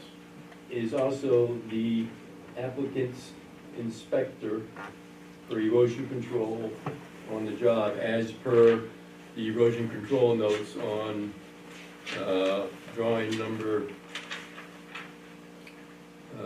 5. Yes. I believe you're right. Down there under erosion controls, subsection B, subsection 13. Sunday River's project engineer, Peter Roberts, will be responsible for inspecting the project site, ensuring that all specified erosion control BMPs are installed correctly and maintained until the site has been permanently stabilized.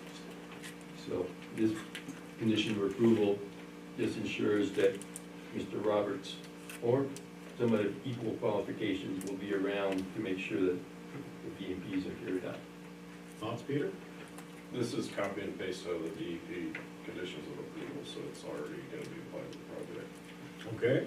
The motion on the table is the applicant shall retain the design engineer or other qualified professional engineer to oversee the construction of the stormwater best management practices, BMP. All those in favor? 1, 2, 3. Number 9. And finally, Mr. Chairman, a motion to include the following as a condition of approval. Within 30 days from completion of the entire system, the applicant shall submit an as-built plan of the project and a log of inspection reports detailing the items inspected, photographs taken, and dates of each inspection to the town. I'll second that. This is, again, should be a requirement of the DEP permit, only DEP doesn't require it to be submitted to the town. So all the applicant would have to do is make a carbon copy and send it to the town. Yes? As with many of these, I understand the intent, but I don't see anything in the town ordinance that allows the board, other than the vaguely worded clause at the end that says you can add whatever you want. I don't see anything in there saying, like, that you have jurisdiction to do this.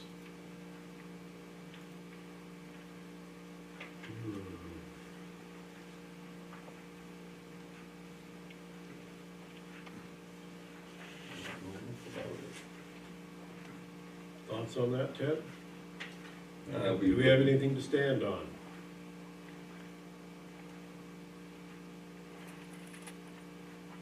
Section 3, subsection F.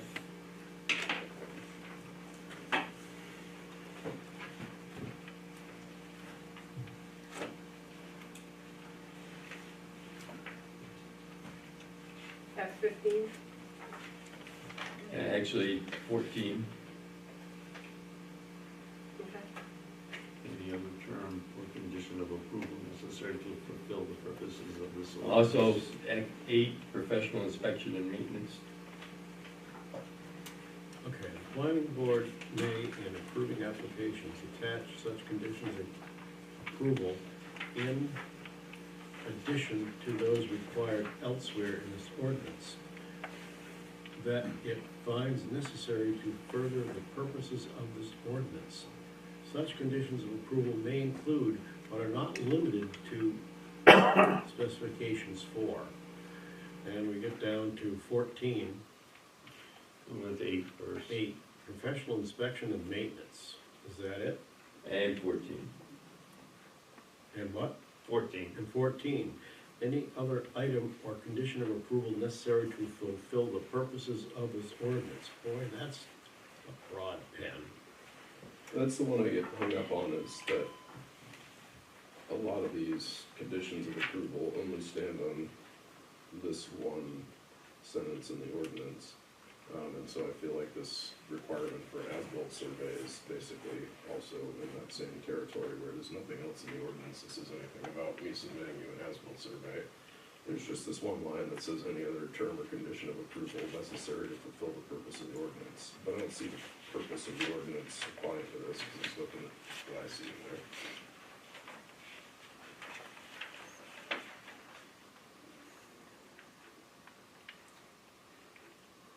Well, section 2 of the UDRO deals with the purpose. And in there, the planning board is responsible for protecting the general welfare, protect the environment, promote community development, balance property rights, reduce fiscal impact, implement the comprehensive plan, and establish procedures and standards. I would say that if you even want a broader pen, then protecting the general welfare and protecting the environment. Those are, those are the purposes of the written ordinance, but there's no, I don't know, but that seems like a very, very broad interpretation to me.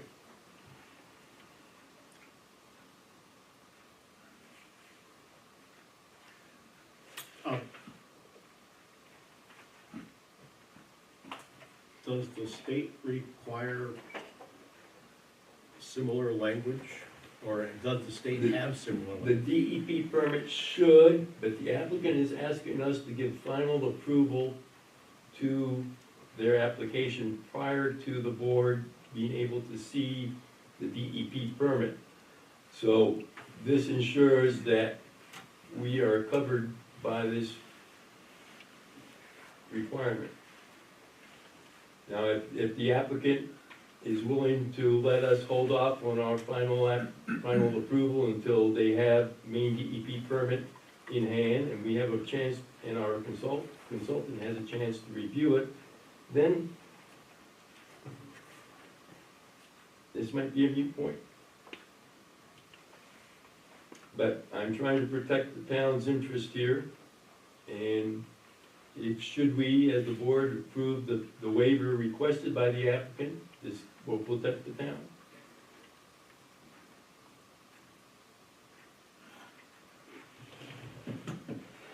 What are you guys gonna protect the town from with a copy of the as-built survey?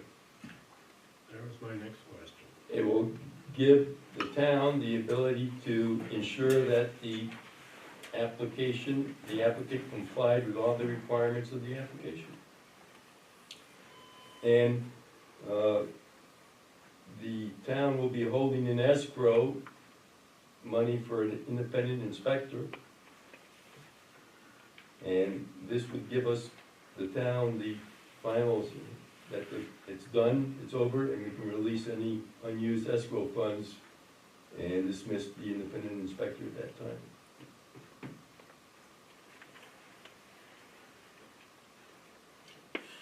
Or inspecting official, I should say.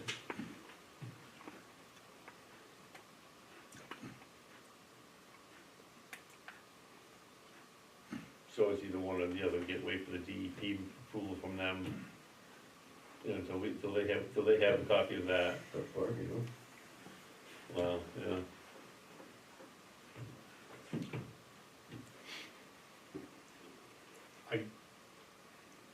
Peter, does the state require such a document? Yes. It does? Yep. It requires an as-built? Yep.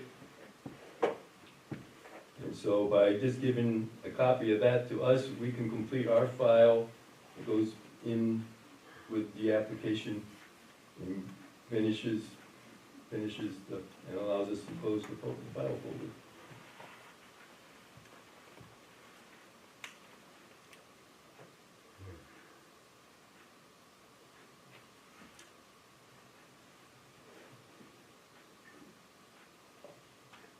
We discussed it enough? Yeah, I have. Bruce? Yeah, like I say, it's like one or the other, like I say, it's, you know, you wait for the DEP permit or you vote this. Which is the lesser of two evils, I don't know. Well, not the lesser of two evils, but, you know, they're both gonna protect the town, you know, the final outcome of the application. Motion on the floor. Within 30 days of completion of the entire system, the applicant shall submit an as-built plan of the project and a log of inspection reports detailing items inspected, photographs taken, and dates of each inspection to the town. All those in favor? 1, 2, 1, 2. And all those opposed? 1.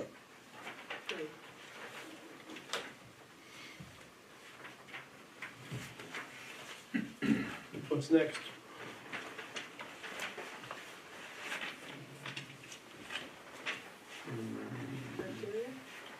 we go back to the waivers now?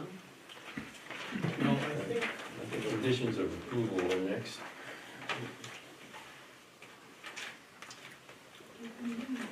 Are there any conditions you approve? Yeah, so each condition must be cited, okay, so that's been done. Now we're going to criteria for approval.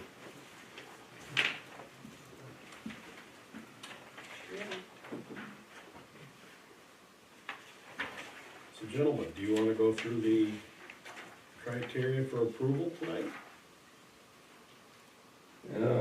Becky, what time did we start the meeting? You started at 6:30, well, the planning board meeting started at, 7:17, so. 7:17, so we have until 9:47 9:47? before we have to go into extension. Let's do it. I'm ready. I hate your math. Isn't that 8:47? We've been at this since 5 o'clock.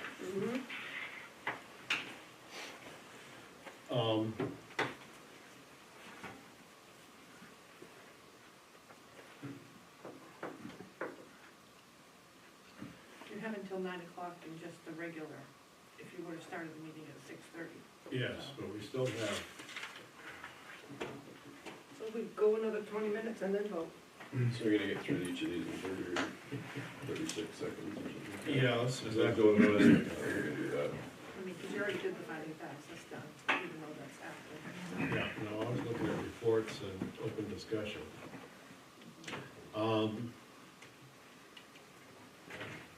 Peter, you wanna do that next meeting?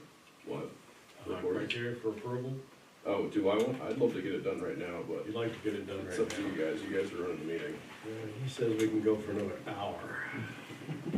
Okay, let's get started. Get your chocolate. You found the chocolate, steal it from the Let me get my book.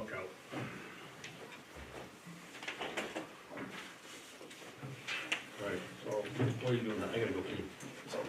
Okay.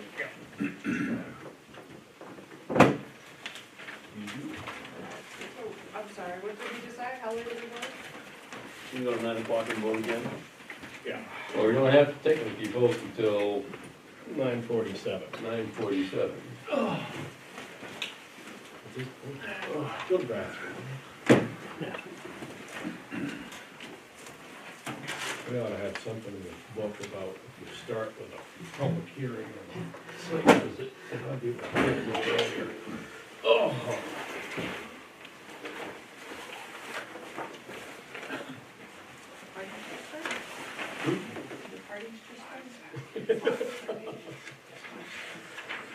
Oh, let's see. Criteria for approval, 19.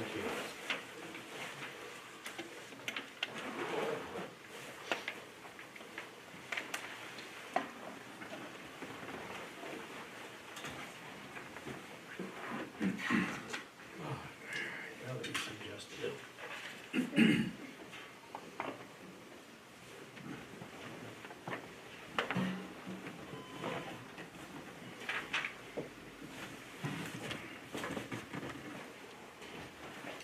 Chairs aren't very comfortable, are they? Yeah. Seventh inning stretch. They're better than at the Grange Home, those wooden ones. Oh, yeah, those are. Those are deadly. I was squirming Monday night. Did you go to the Grange Home? That's where we had town meeting. Oh, yeah, Yeah. we did a joint meeting there one time for Block Estates, because it was better than me. Holy cow, my God, wasn't the same for a week.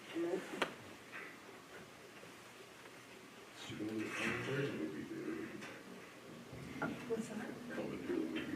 I know. Yeah, what's that? Use the gem for a cooler business. I can't guarantee I'll stay with you. It's been good.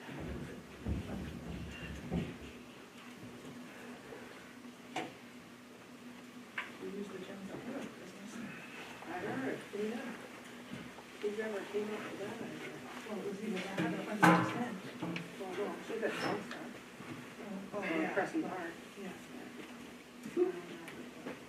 Under the tenth, the last meeting under the That was tenth. a bad decision. Yeah.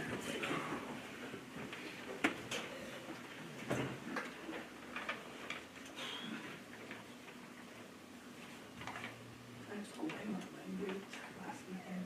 Oh, yeah. Took the trash can out on top after working on this. You got the old Yeah, it's like it Nintendo game going on? Oh, that's the Star Wars game. does it. Same thing.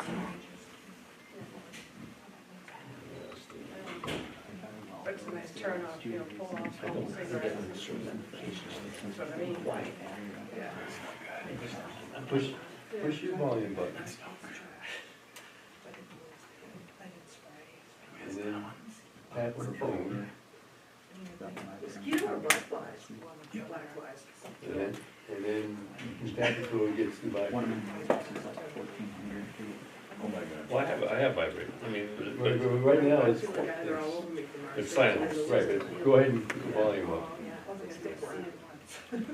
Go ahead and give it some more, and then tap on the three dots.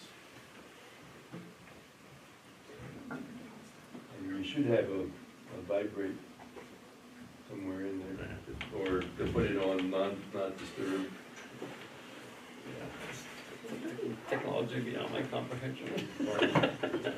Maybe you shouldn't have a cell I phone. shouldn't have a cell phone. You should go back to your old back phone. Oh, don't I wish. I don't have A bag phone? a cell phone. You don't? Are we back in session? So what's the number that I texted? Your girlfriend, no, so she came from home, you're gonna text me to your girlfriend. She hates that. What's he talking about? Okay, ready? Are we ready to start, gentlemen? Yeah. Okay. Section 5, criteria for approval. In approving applications submitted pursuant to this ordinance, the planning board shall consider the following criteria and find that the proposed development, A, pollution, Proposed development will not result in undue water or air pollution. In making this determination, it shall consider the elevation of the land above sea level and its relation to floodplains. It's way above sea level and it's not in a floodplain. The nature of soils and subsoils and their ability to adequately support waste disposal. Well, there is no waste disposal on this project. Is there, Peter? I think that specifically relates to subsurface wastewater, so no. Right, that's what I thought, but you don't have a bathroom or anything? Nope. Nope, okay. The slope of the land and its effect on effluents. I believe they're talking about sewage disposal again. That one we don't have to worry about. The ability of streams for disposal of effluents, we don't have to worry about that one. Applicable state and local health and water resource rules and regulations.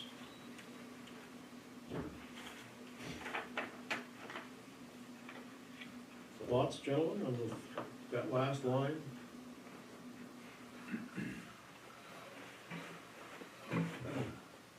No thoughts? No thoughts.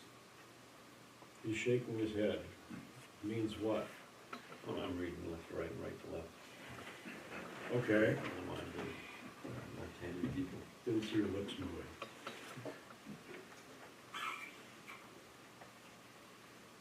You all set? All set.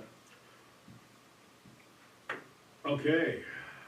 On A, pollution. Mr. Chairman, I'll make a motion that the proposed development will not result in undue water or air pollution. Second. It's been moved and seconded that proposed development will not result in undue water or air pollution. All those in favor? 1, 2. 3, erosion. Oh my. The proposed development will not cause unreasonable soil erosion or a reduction in the land's capacity to hold water so that a dangerous or unhealthy condition results. Mr. Chairman, I move that we table section 5, subsection B, erosion, until we have more time to expand on the erosion that could be caused by snowmaking runoff, which has not been detailed by the applicant. And also that there is a significant interest in the public towards erosion control, as judging from the public hearing, and that we need to make sure that the plan is correct and all encompassing.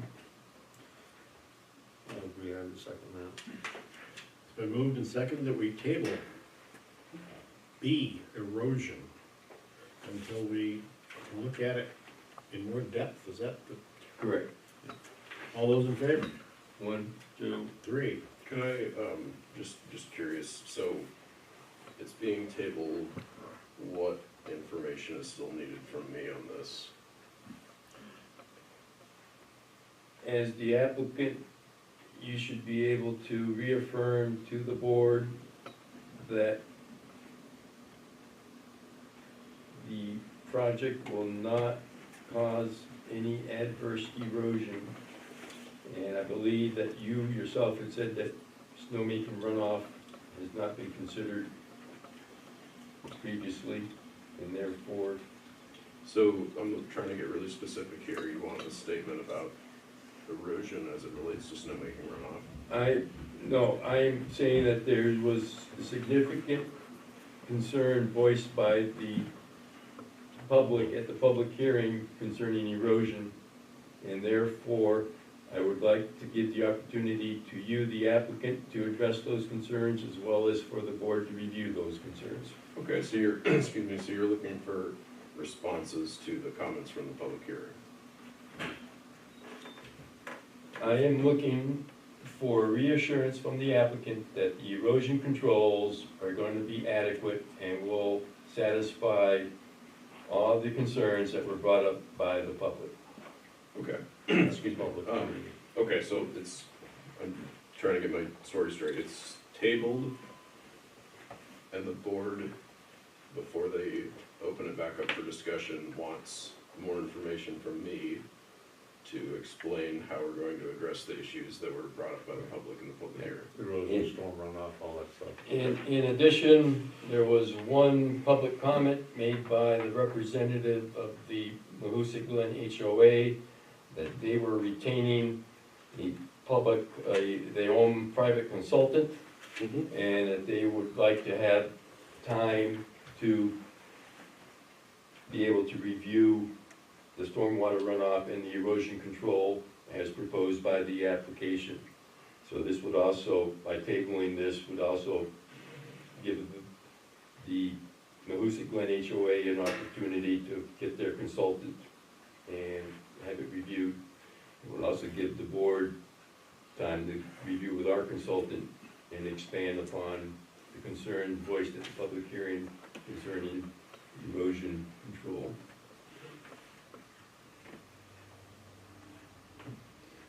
Okay, and are those in addition to the comments that your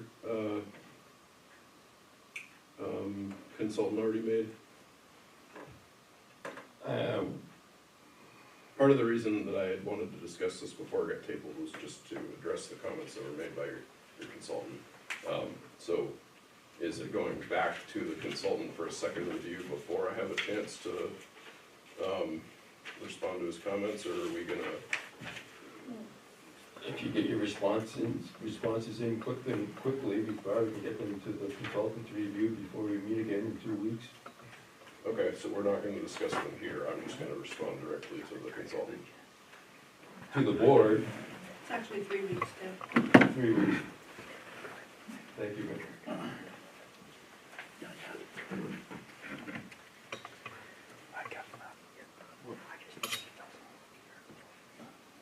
Okay, so erosion's tabled, the 3 things that I need to address before the next meeting. Reassurance to the board that we've addressed the issues raised by the public in the public hearing. The board is hoping to give Mahoosic Glen HOA more time to review the application with their consultant. And then we'd like to go through another iteration of responses with Grohl Palmer before we bring it back to the table. Correct. Got it, okay. So that Grohl Palmer comes back and says, you check, moves the check from one column to the other column. Mm-hmm.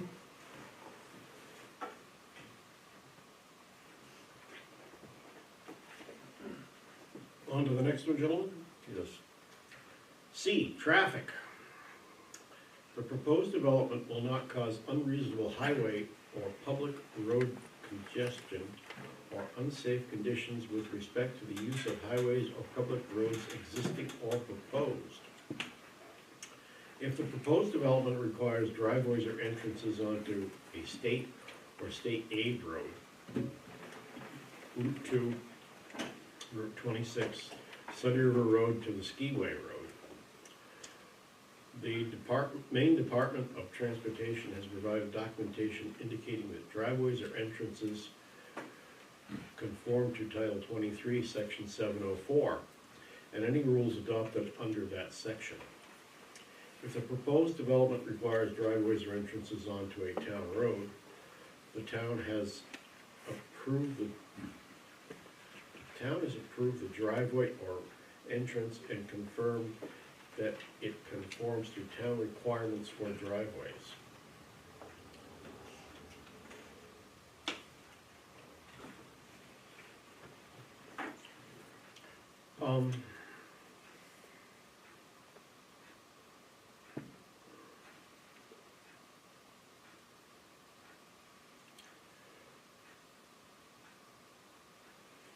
I don't think this applies. I think it meets the standards, what we're looking for. Well, I think you're right. But, Could I make a quick statement? go ahead. The purpose of the project is to add value to lots that were already approved by the planning board in the Merrill Hill subdivision. So the build out of Merrill Hill will increase traffic. However, that was already deliberated on and approved by the planning board when the subdivision was approved. And so we're trying to take, you know, the value of the lots from here to here, but not necessarily adding more lots or more traffic in this application. Well, I'd like to make a motion that, section 5, subsection C, traffic meets the criteria of approval. I'll second that. For the reasons that Peter mentioned. The subdivision was approved a long time ago.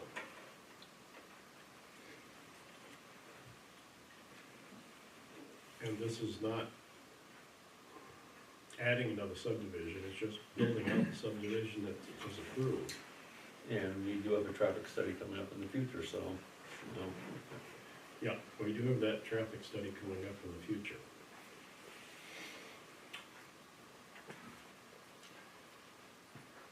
The motion on the table is traffic. All those in favor? 1, 2, 3. Okay. D. Proposed development will provide for adequate sewage disposal and will not cause an unreasonable burden on municipal services if they are utilized. Mr. Chairman, I'll make a motion that section 5, subsection D, sewage disposal is not applicable to this application. I'll second that. Been moved and seconded that section D, sewage disposal is not applicable. All those in favor? 1, 2, 3. Municipal solid waste disposal.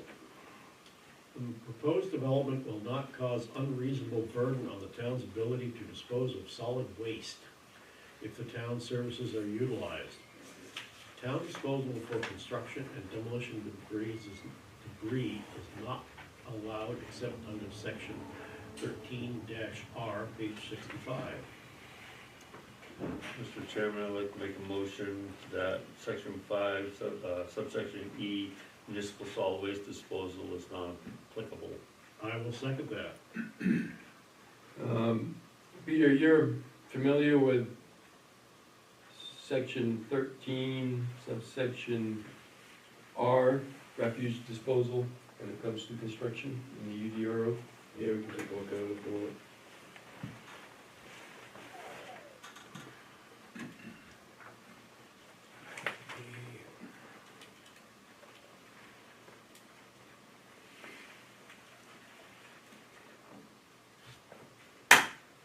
$65 here.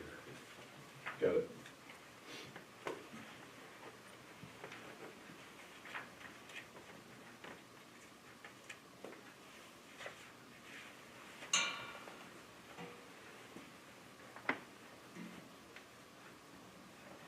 We make that another condition of approval.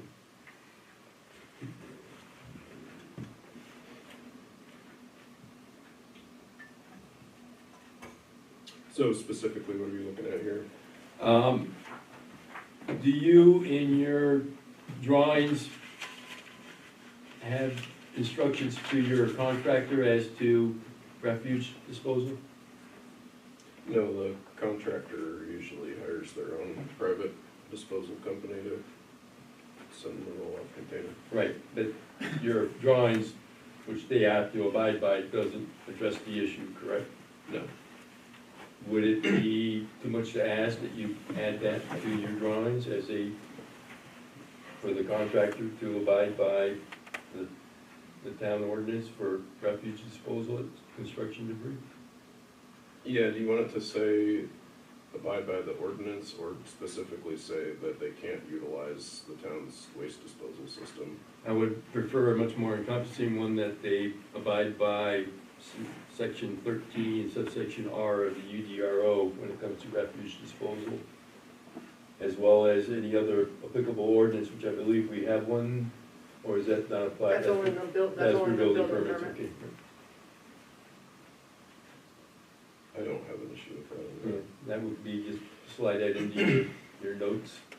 Mm-hmm. Thank you.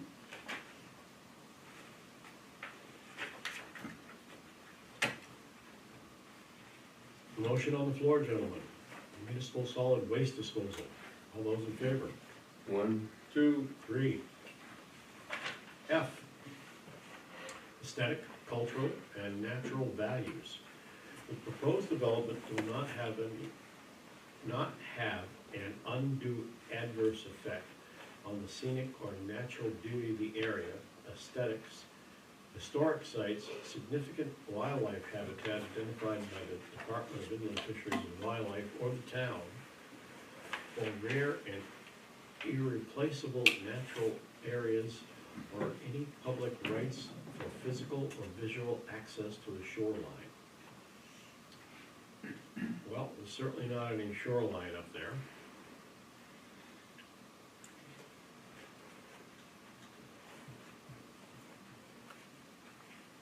Could I make a statement really quick? Yeah.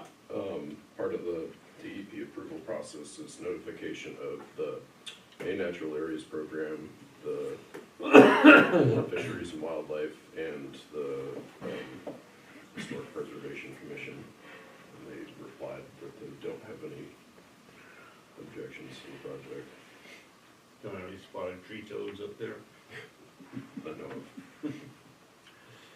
Well, I'm reasonably sure there's no historic sites up there.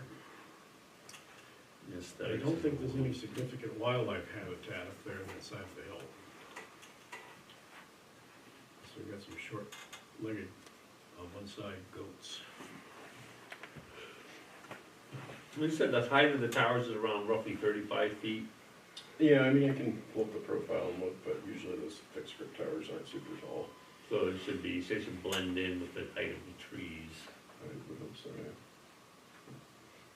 So it's not gonna be any more visible than any other chairlift. No, I don't think that it's gonna be more prominent than typical chairlifts. It definitely will change the aesthetic of the hillside, but I don't think that, the look of it will be any different than our other chairlifts, and I believe the zoning of the lot is, favorable to this use, so. Yeah, I got no problem with it. no, neither. Peter, all I ask is that you abide by performance standard section 13, subsection C, preservation and enhancement of the landscape. Okay. Is that something you're looking to add? Nope, I just want your right hand on the UDRO and saying that you'll do that. I will. Section 15C, you said? 13C, 13C. performance standards.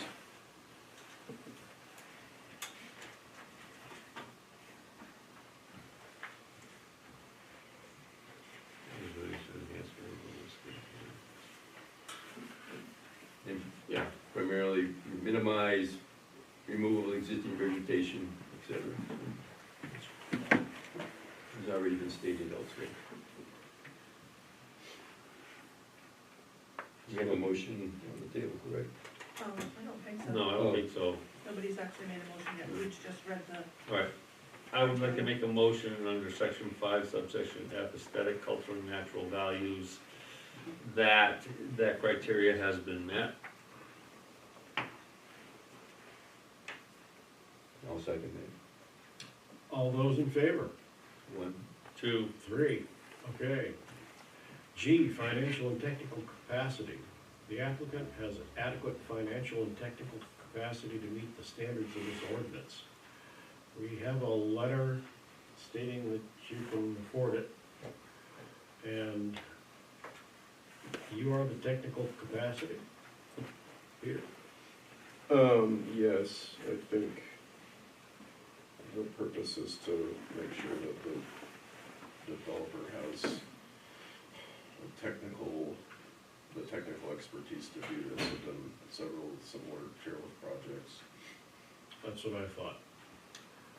I make a motion that G, financial and technical capacity has been met.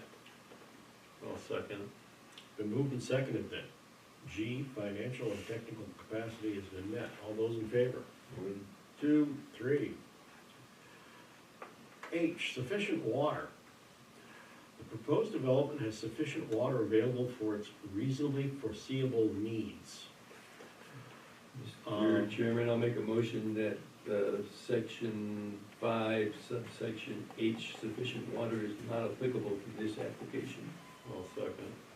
I would like to include I in that also. Thoughts on that? Mr. Chairman, I'll make a motion that section 5, subsection H, sufficient water, and subsection I, public water supply, are not applicable to this application. I'll second. It's been moved and seconded that H and I, sufficient water and public water supply, are not applicable. All those in favor? 1, 2, 3. J, surface waters. Whenever situated entirely or partially within the watershed of any pond or lake within 250 feet of a wetland, great pond or river is defined by Title 38, Chapter 3, subsection 1, Article 2-B1. The proposed development will not adversely affect the quality of that body of water or unreasonably affect the shoreline of that body of water. We have minor wetlands in this project. We are not within 250 feet of any great pond or river. Thoughts, gentlemen? Oh, well, I make a motion that J, surface waters, has been met. I'll second that. Discussion? No. No discussion? No. J, surface waters, all those in favor? 1, 2, 3. K, groundwater. The proposed development will not, alone or in conjunction with existing activities, adversely affect the quantity or quality of groundwater. Mr. Chairman, I'll make a motion that the application is in compliance with section 5, subsection K, groundwater, and that it will not adversely affect the quality or quantity of groundwater. Been moved, and I seconded it, that K, groundwater, is covered. All those in favor? 1, 2, 3. Flood areas.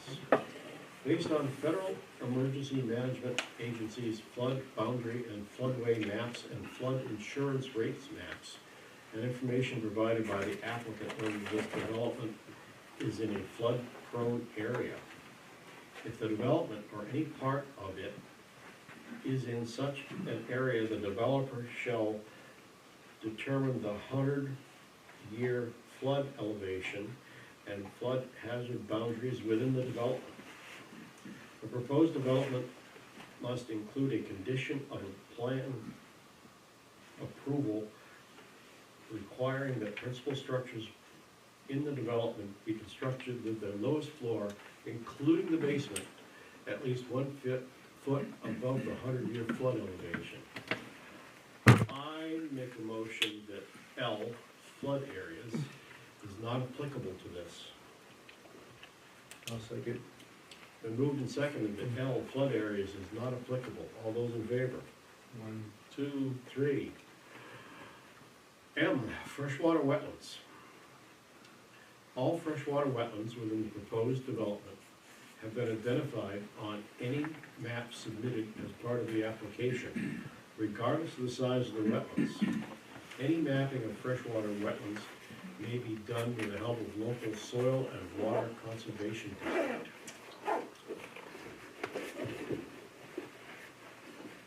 There are a number of wetlands identified on Peter's maps. They are generally not significant. No, not generally, they are non-significant. That is to say, they're less than an acre each.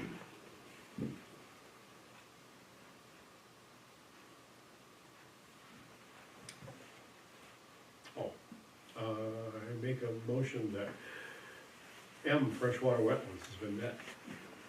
Second. Discussion? No discussion? All those in favor? 1, 2, 3. So passed. Stream, river, or brook. Any river, stream, or brook within the within or abutting the proposed development has been identified on any map submitted as part of the application.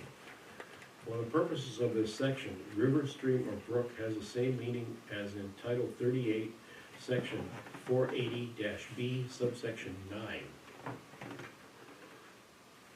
Mr. Chairman, I make a motion that section 5, subsection N, rivers, streams, or brooks is not applicable to this application. Second?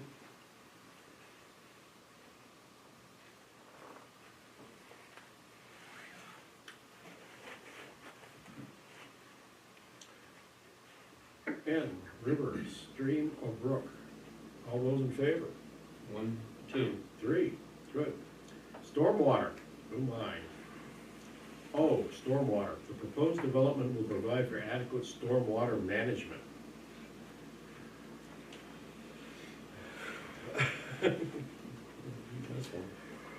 Okay, for discussion purposes, I'll make a motion that stormwater has been met. Or you could say it hasn't been met, hasn't, Well, what? going to Gold Palm. our criteria from Coral Palmer says it hasn't. Well, I just put it out there so we can discuss it. Okay. So the motion was that it has been met. Right, well, we can shoot it Before down. we discuss, we have to second. Oh, I will second, you will second it, so we can discuss it. so we can discuss it. Okay, let's discuss it. What does our guru have to say? Gold? Yes. Stormwater, provide sizing calculations for the proposed culverts. There are 3 30-inch diameter by 90-foot long culverts shown in the northernmost trail. The culvert outlets appear to discharge at the top of the proposed grading slope. Provide additional information details on how the slope channel below the culvert outlet will be protected from erosion. Continues on the next page.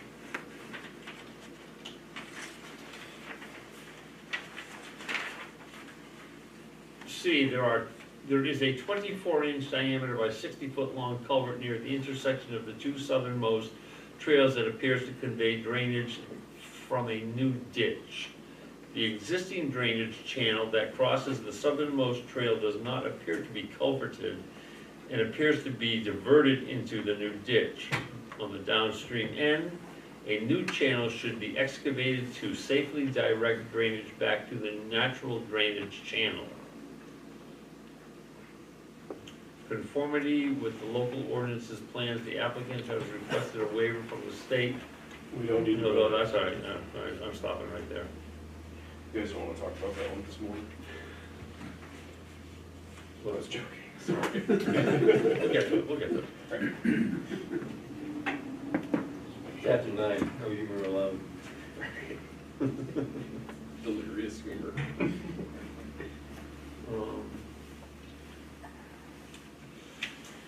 Mr. Chairman, we spent an hour and 15 minutes at a public hearing in which a sizable amount of time was spent on concerns voiced by the public on existing stormwater management and the potential of this application aggravating the situation. And while a lot of the concerns voiced are enforcement actions or issues that are not applicable to the planning board, the planning board should recognize the public interest in stormwater runoff and how it affects properties below the area, the applicant's area. So that we need to discuss. Also, the Mahoosic Glen HOA has requested time, be given time so that they can consult a consultant as to how the stormwater runoff from this application will affect their area. And last but not least, our consultant has still has some outstanding issues with stormwater runoff. Therefore, I am in opposition to the motion.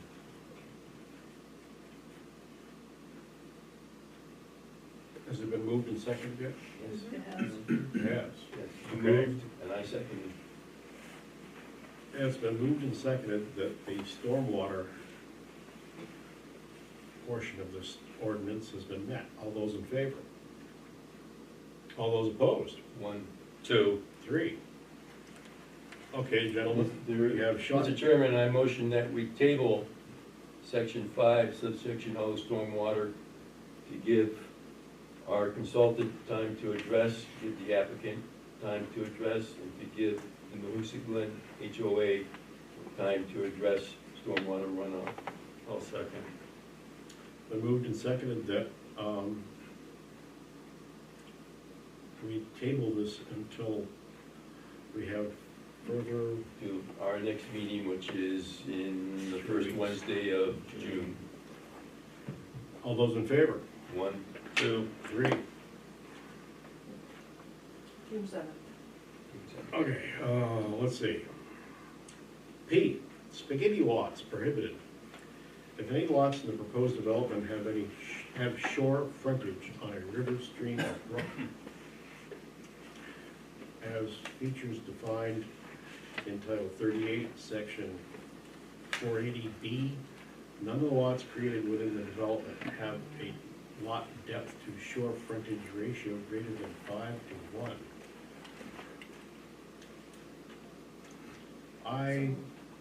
You want to also Well, what? look at municipal services, lake phosphorus concentration and impact on the municipalities. Mr. Chairman, I'll make a motion that section 5, subsection P, spaghetti lots prohibited, subsection Q, municipal services, subsection R, lake phosphorus concentrations, and subsection S, impact on adjoining municipalities,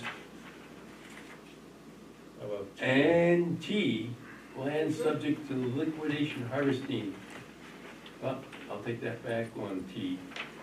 No, you can do that. No, I'll do that. Okay, T are not applicable. I'll second. It has been moved and seconded that sections P, Q, R, S, and T are not applicable to this project. All those in favor? 1, 2, 3. Okay, let's see. Conformity to local ordinances and plans.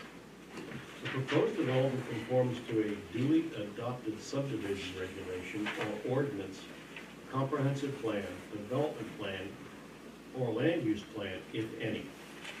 In making this determination, the planning board may interpret these ordinances and plans.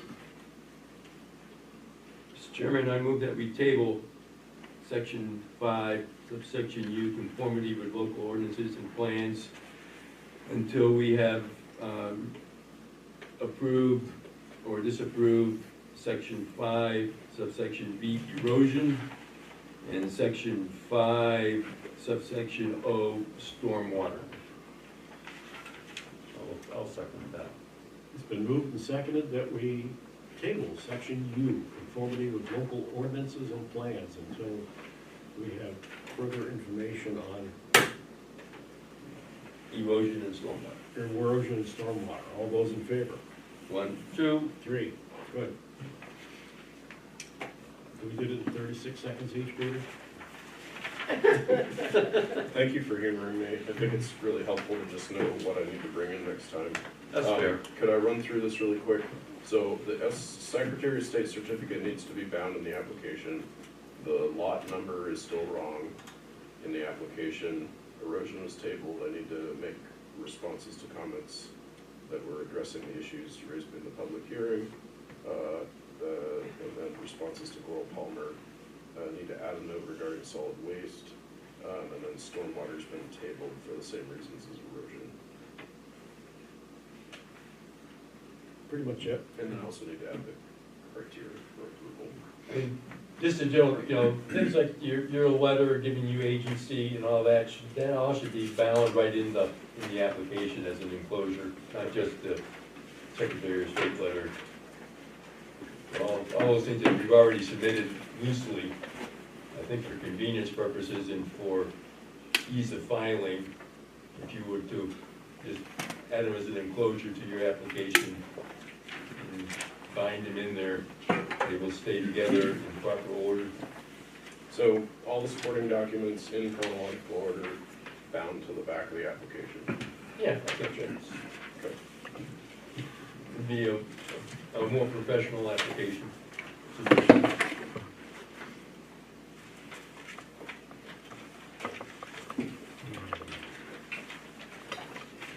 Mr. Chairman, no, in the 20 minutes we have left, I'd like to move on to our other remaining items. Computer. That's a motion. No, it's not a motion. It's encouragement. Let's just do it. Hey, don't take my sheet. Oh, sorry. Those rights go in the house. Yeah, I'm not sure what you can do about it, we can't go that way, but well, actually, you could. Or hold it on Sunday. And then it's which ones as well. Okay. Now, you don't need this, you got it. Could I ask a question? Okay. We have a question. Yes, sir. Should the association choose to work with Goral Palmer if he's interested and able, does the board see that as an issue or a conflict of any? Coral Palmer will determine that. Excellent. Yeah. I can refer you to all of my friends too. What's that? I can refer you to all of my friends too. Do it. I'm ready. Okay, Ted, you said something. What were you trying to tell us? Or, But moving on. Move this on. oh, let's Let's get the show on the road. Darrell needs to get home. She's got firefighting training tomorrow. Yeah. Oh, my. Oh, yeah. We just table everything else until next meeting. Yeah, thank you. Thank you, Peter. Thank you, everyone. Thank you. Good night. Have a good night. Likewise. Welcome to our bi-weekly Reports. world. I can't hear you, Ruth, what? Reports. Whatever I put on the agenda. To review the expert review, to inspection and performance monies held in escrow. Oh, they're all up to date. Okay, Good. and to review the expert review, Well, that's No, the, that's one of the comma, escrow accounts. Inspection and performance, it's all one. oh, those are the escrow accounts? Right. Oh, Yeah. okay. Right, so we have separate escrow accounts, one for the application review, one for Inspections. inspection if if the board chooses to go that way, and then the third is performance bonds. Okay. Performance funds. And then open discussion, They're section all up to date. 5, section 13. It's just one of the little doohickeys in the UDRO. One section got, worded one way, section 13 is worded differently. We are working with AvCog, they have a land use planner. She's looking at some of those things for us, so just, Is that what this is? no. No, just as an example, there in front of you, you'll find some performance standards that actually apply to the application that we just finished Oh, okay, I see discussing. that. And So this was right just for now, that's what this is. And right now, our criteria of approval, as per section 5, very often does not address performance standards that are applicable to an application. And somehow, the board needs to I have that, I'm not sure. determine how we want to apply performance standards to a review of an application. So- And right now, performance standards run from A through AE, if I remember correctly. Yes. So that's what, 29 Mhm. performance standards, and then we got campgrounds in the works. So it's just, we're So- still, So to make a long story short, and to cut the meeting short, we need to come up with a way to review performance standards at the same time that we do criteria of approval in reviewing an application. So somehow, at some point, get these into the UDRO, They're in the they're in the UDO. UDRO. which is kind of narrow it down. Well, they need to be incorporated into the board's review process of an application. Yeah. So we're working with AvCog, along with the work we've already done on campgrounds and all of that, to make our UDRO more cohesive section to section, because it's not So, always, So right? it should be closer to section 5. well, either that or it should be part of section 5, or section 5 should make reference to performance standards must be met type of thing. Yeah, kind of like in the shoreline zoning ordinance where you get to a point where it tells you to go to another section. Right. So it'd be like that type of a, Right. That's what AvCog's helping us with. tickle Right. to Yes. jump over there. and- Yeah. Yeah. But the bottom line is that there are performance standards in the UDRO which have nothing to do with application review. They're enforcement. But there are also performance standards in the UDRO which apply to an application review. And if we just stick to what's written in section 5, we very often will miss reviewing and making sure that those performance standards are being looked at and discussed as they are, their applicability to a review. Follow me, John? Mhm. So, it's something that to be developed. It's nothing we're gonna hash out tonight, No. not with the giddy state that we're in, so. In Augusta, they are discussing the, you can build another house on the lot. Oh. LD 2003, yep. Yeah, they're discussing it and going, hold it a second. Yeah. Look, they're telling you to do what? Some of our local representatives have, not just here in Western Maine, but any other rural part of the state is like, wait a second, we don't have 10,000 people, we don't have public transit, what are you doing to us? Yeah. Yeah. Believe me, the code officers have been like, not acting. Yeah. So, I will try to bring the copy of this that contains all that. I was supposed to bring it this meeting. The only other question I have is, do we have any obligation to respond to any of the public comments that were made tonight? There were some comments that were made that were specific to the UDRO. I think that might be something, we would draft a response to, because if they were specific and brought it up in correlation with our UDRO, which we have the authority to enforce and vote on, then I think yes. That's just my opinion as your code officer. That's up to the board. Some of the comments actually referred to, section Right, and page. yeah. Yeah, and so, they weren't just talking through their hat. There was, the word injunction was thrown out here tonight. That's been definitely not in our bailiwick. No. No, and there are some things which deal with our enforcement issues because they deal with issues from previous projects which are no longer open for review. Right. Yeah, we can't even talk about it here. Unless the applicant shows up, right? Isn't that what we were told by Shelley? Pretty much so, Yeah. yeah. However, one thing that, given the interest that we have right now in stormwater runoff, it probably behooves us to look at impact of other projects, again, when we get back into reviewing the application when it's legal to do so. This, the Merrill Hill application, right, you mean? Yes, right. yeah.